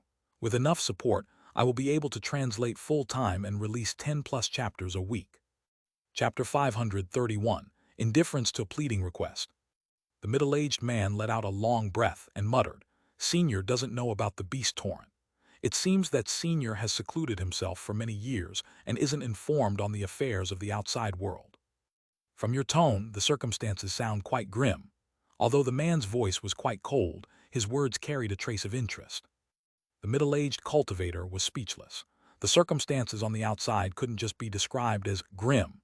It seemed this old eccentric had secluded himself for who knows how many years. How else could he be ignorant of the disastrous event that took place 20 years ago? However, this was of great relief to him. With this senior's cultivation, he should feel like it would be beneath his dignity to attack them for anything that they might have. With that thought in mind, the middle-aged man wore a respectful expression, replying, "Senior, the Beast Torrent was an event that occurred about 20 years ago. At that time, Junior was only a chi condensation cultivator. Although I hadn't personally witnessed it, I've heard many seniors in my sect speak about it. It was said that countless demon beasts emerged from the depths without warning and rushed towards Wondrous Depths Island. They had completely surrounded Blackrock City and launched fierce attacks at it without end. Although the island was protected by several great formations and was defended by several thousand cultivators along with a party of nascent soul seniors, the demon beasts broke through in only a matter of days. Apart from a small fraction of cultivators that were able to escape in the chaos, the rest were all slain. The middle-aged cultivator spoke with a dim expression. Something like that happened, and the aftermath. Did the demon beasts return to the depths? The man's voice momentarily revealed a trace of shock before calming down. Matters would have taken a turn for the better had they had just returned to the depths. After turning Blackrock City into ruins, they divided into several groups, each led by a few high-grade demon beasts. Then they started to wipe out other human villages and establishments. However, information of the torrent had reached a majority of them beforehand, and their people managed to flee and go into hiding. Still, there were many cultivators and mortals that were eliminated by these attacks. As a result, nearly half a year passed by where not a single human settlement existed. They had all been wiped out by the demon beasts, and this wasn't the end. Although most of the demon beasts returned to the depths, there were a few intelligent high-grade demon beasts that had started to search for humans in hiding, devouring them one by one. It was said that after a short time, mortals in the outer seas had been nearly wiped out, and a majority of the cultivators had fallen as well. Fortunately, there were a few islands far from Wondrous Depths Island that the cultivators were able to settle on and hide away. Currently, Wondrous Depths Island has become an outpost for high-grade demon beasts. So long as they catch wind of any cultivators, they will immediately launch an attack to eliminate us. The middle-aged man's expression became sorrowful. After that, the man's voice grew silent for a long while, as if he had been heavily shaken and needed some time to digest the information. The voice then coldly laughed and slowly said, "Hee hee, it is quite funny. We've swapped roles with the demon beasts. Humans are now taking the role of prey." His words carried a trace of mockery, leaving the cultivators stunned. As if trying to save his breath, the voice then directly asked several questions. Wondrous Depths Island had many nascent soul eccentrics on guard. They can't have all perished in the beast torrent. Why haven't they appeared and taken charge of the situation? And with such huge disaster having struck Profound Depths Island, why haven't the inner star seas responded and sent over reinforcements? Or have the forces of the inner star seas completely given up on Wondrous Depths Island? Each following question became sharper and struck closer to the heart of the matter. As for the middle-aged man, his knowledge only covered a few of the questions. After some consideration, he carefully answered, "During the year of the beast torrent, I heard that while 2 nascent soul cultivators perished in the assault, most of them managed to flee. Although there has been no news of those seniors, word has it that they are planning something great. It is quite possibly an attack to reclaim Wondrous Depths Island. However, this junior is unaware of the concrete details. As for the inner star seas, all contact with them has been lost ever since the day of the beast torrent. Nobody knows what is happening on the other side. With regards to reinforcements, not a single one has been seen. It is likely, as Senior said, Wondrous Depths Island has already been given up by the inner star seas." After that was said, his face wore a gloomy expression. It seemed the cultivators fortunate enough to survive the beast torrent had grown apathetic towards the inner star seas and unconsciously harbored resentment towards them. The voice grew silent for a moment more before leisurely asking, "Since there is such danger, why is it that you juniors dared to brave these dangerous seas instead of staying safely put? Are you seeking death?" The middle-aged cultivator revealed a miserable expression, but before he could answer, the yellow-robed young woman's expression fluctuated as she suddenly shot forward from behind the old man. "Senior, because my father cultivated an unsuitable cultivation art, his true essence suffered backlash and his meridians are in disarray, rendering him paralyzed. With Senior's great power, he must have a method to save him. If Senior saves my father, this junior is willing to toil ceaselessly in order to repay your kindness." The young woman bitterly pled with eyes overflowing with tears, invoking a feeling of tender pity. And the others heard this. They were greatly shocked and couldn't help but look at each other in dismay. But when the middle-aged cultivator heard this, his heart trembled and he instantly rebuked her. "Zinger, what nonsense are you speaking? Senior Marshal Brother has been bedridden for years. He is no longer treatable by ordinary means. We've only come on this journey to find medicine to alleviate his pain. Senior's magic power may be profound, but that alone cannot treat your father." Although the middle-aged cultivator's words were harsh, he wore an odd expression as he spoke. The voice coldly laughed and lazily said, "His true essence suffered backlash and his meridians are in disarray. He seems to have vainly overreached himself. These are symptoms of attempting to forcefully cultivate a high-level technique while his cultivation was lacking." This expert was able to diagnose the cause of the illness without having personally seen the man. This caused a flicker of joy to appear on the middle-aged man's face. "Senior is truly knowledgeable. It was because of my senior martial brother's impatient cultivation that led to misfortune. Would senior happen to know a technique that could save him? After the middle-aged man respectfully praised him, he asked about the crux of the matter. It seems he has a good relationship with this senior martial brother of his. This illness won't take much to cure, but why would I tell you? Did you believe that I could provide my assistance without any benefit? The voice seemed to perceive the man's thoughts and bluntly mocked him. The middle-aged man paused for a moment before his complexion fluctuated between red and white. Despite his moving lips, he couldn't bring himself to say anything. The yellow-clothed young woman gained hope from those words, and a trace of color returned to her face. With gritted teeth and a beating heart, she knelt before the light barrier. Soon after, the adorable young woman said with determination, "Junior Gongsun Xing pledges that so long as Senior can cure my father, this woman is willing to devote her life to you as your loyal servant. If Senior is not at ease, Junior is willing to enter restrictions before Senior heads out to save her father." With that said, the woman faced the light barrier and kowtowed her head 3 times against the ground. A resolute expression remained on her face. Despite appearing so young, the yellow-robed woman was staunch. With furious surprise, the middle-aged man rebuked, "Stupid girl, do you know what folly you are committing? Senior is a man of great status. What use does he see in a disgraceful girl like you?" The others in the party managed to recover from their shock, and each said their own words to try and dissuade her. However, the yellow-clothed woman ignored them and continued to kneel in place. It seemed like she decided to stay kneeling until she heard his reply. The young woman shook her pale face and calmly said, "Everyone, please stop. My talent is unclear. My mother went through much difficulty to deliver me, and my father forcefully cultivated the 6th layer of the Azure Spirit profound arts in order to cleanse my essence and transform my meridians, leaving himself crippled and bedridden.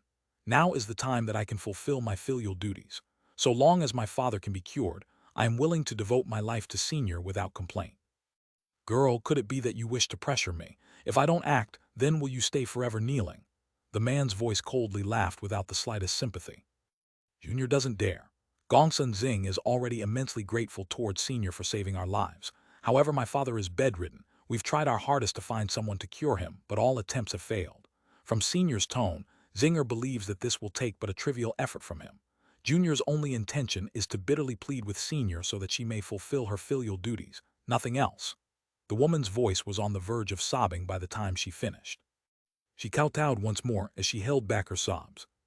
The light barrier remained silent. If you enjoy the translation, please consider supporting the novel on Patreon. Every patron counts towards the translation speed goals, no matter how small. I've also started adding future chapters for preview. With enough support, I will be able to translate full-time and release 10+ chapters a week. Chapter 532, Cultivation Vessel. Whoosh! A huge ape emerged from the light barrier and walked several steps towards the kneeling young woman before halting. The expressions of the others changed upon seeing this, watching the puppet with worry. The yellow-robed woman opened her bright, reddish eyes and vacantly stared at the huge ape. "Regardless of the truth of what you said, you still are quite pitiful. However, I have never done anything without profit. I sense that you are still a virgin and I have cultivated to a bottleneck. Perhaps I could break through it with the assistance of pair cultivation. If you are willing to become my cultivation vessel, enter the spell formation and I will give your companions a bottle of 3 vital essence pills. It should be more than enough to save your father. I will not force you, nor will I take advantage of the weak. If you are unwilling, then you may leave. Just act as if you never met me." The man's voice was ice-cold, containing not the slightest emotion. At that moment, the huge ape puppet extended its arms, revealing a small bottle of sparkling white jade. It presented the bottle to the kneeling woman before it. The young woman's mind grew blank after hearing this. Although she was young, she still knew about the meaning of pair cultivation and cultivation vessels. Her originally pale white face unconsciously blushed. Still, she unhesitatingly replied, "Good. So long as my father can recover, Junior is willing to become Senior's cultivation vessel." With that said, the young woman reached out and took the bottle into her hands before slowly standing up. The middle-aged man was greatly shocked by the young woman's words and panikedly shouted, "Zioner, how could you do this? What will I tell your father?" The others' expressions also greatly changed upon hearing her, and they each attempted to dissuade her. The young woman didn't respond to the old man's outburst. Instead, she offered the jade bottle to him and calmly asked, "Martial uncle, Can you please check the medicine pills in the bottle and see whether or not they will be of use towards my father? You, sigh. The middle-aged cultivator took a jade bottle and glanced at the young woman's tender, expressionless face before letting out a long sigh. Knowing that he couldn't change her mind, he could only sullenly take the jade bottle and examine the faint blue medicine pills within. A peculiar scent slowly spread throughout the air surrounding. All those who smelled it would feel their minds and bodies become free of burden. The middle-aged cultivator lost focus after smelling the pills' medicinal scent. After taking another whiff, he shouted out in surprise, "These are medicine pills refined from demon cores." The young woman remained calm and thoroughly asked, "They were refined with demon cores. Will these vital essence pills heal my father?" The middle-aged cultivator's expression grew complicated. After hesitating for a moment, he truthfully said, "Although I don't know the specific effects of this pill, it is an exceptionally rare item. It is unlikely to be fake." Many thanks for Martial Uncle's answer. Zioner now feels relieved, but I'm afraid I must trouble Martial Uncle to bring it back and tell my father what happened. If only this unfilial daughter had never been born. The young woman sighed. With reddened eyes, she turned around and headed into the light barrier. The middle-aged man's expression changed several times. He opened his mouth but couldn't bring himself to say anything. All he could do was take the jade bottle into his hands. At that moment, the huge ape puppet soon returned into the light barrier. The opening had begun to slowly close. With an anxious expression, the burly youth couldn't help but loudly ask, "Martial Uncle, will you truly allow junior martial sister Gongsun to become a cultivation vessel?" The expressions of the other two women had also darkened. Wearing a gloomy expression, the middle-aged man softly said, "Didn't you see it? Your junior martial sister had already came to a decision. I am no longer able to stop her. Moreover, these medicine pills can truly cure the sect master. I cannot block her in consideration of the Azure Spirit sect's well-being as well." Blood flushed the youth's face. He contended with all his might, "But you still can't allow junior martial sister to become a cultivation vessel. Will this not damn junior martial sister to ruin?" The middle-aged man's cheek twitched and he wore a resigned expression. "Marital nephew Li, you've grown up with Zinger and are as close as true siblings. However, it is too late to change anything." The blue-clothed woman suddenly shouted out, "Martial Uncle, junior martial sister Gongsun is about to disappear." When the middle-aged man and the burly youth heard this, they hastily turned around to see the light barrier brightly shine. The young woman then gradually faded away in a pulse of brilliance. After a short moment, the light disappeared along with any trace of the young woman. Only layers of withered leaves remained.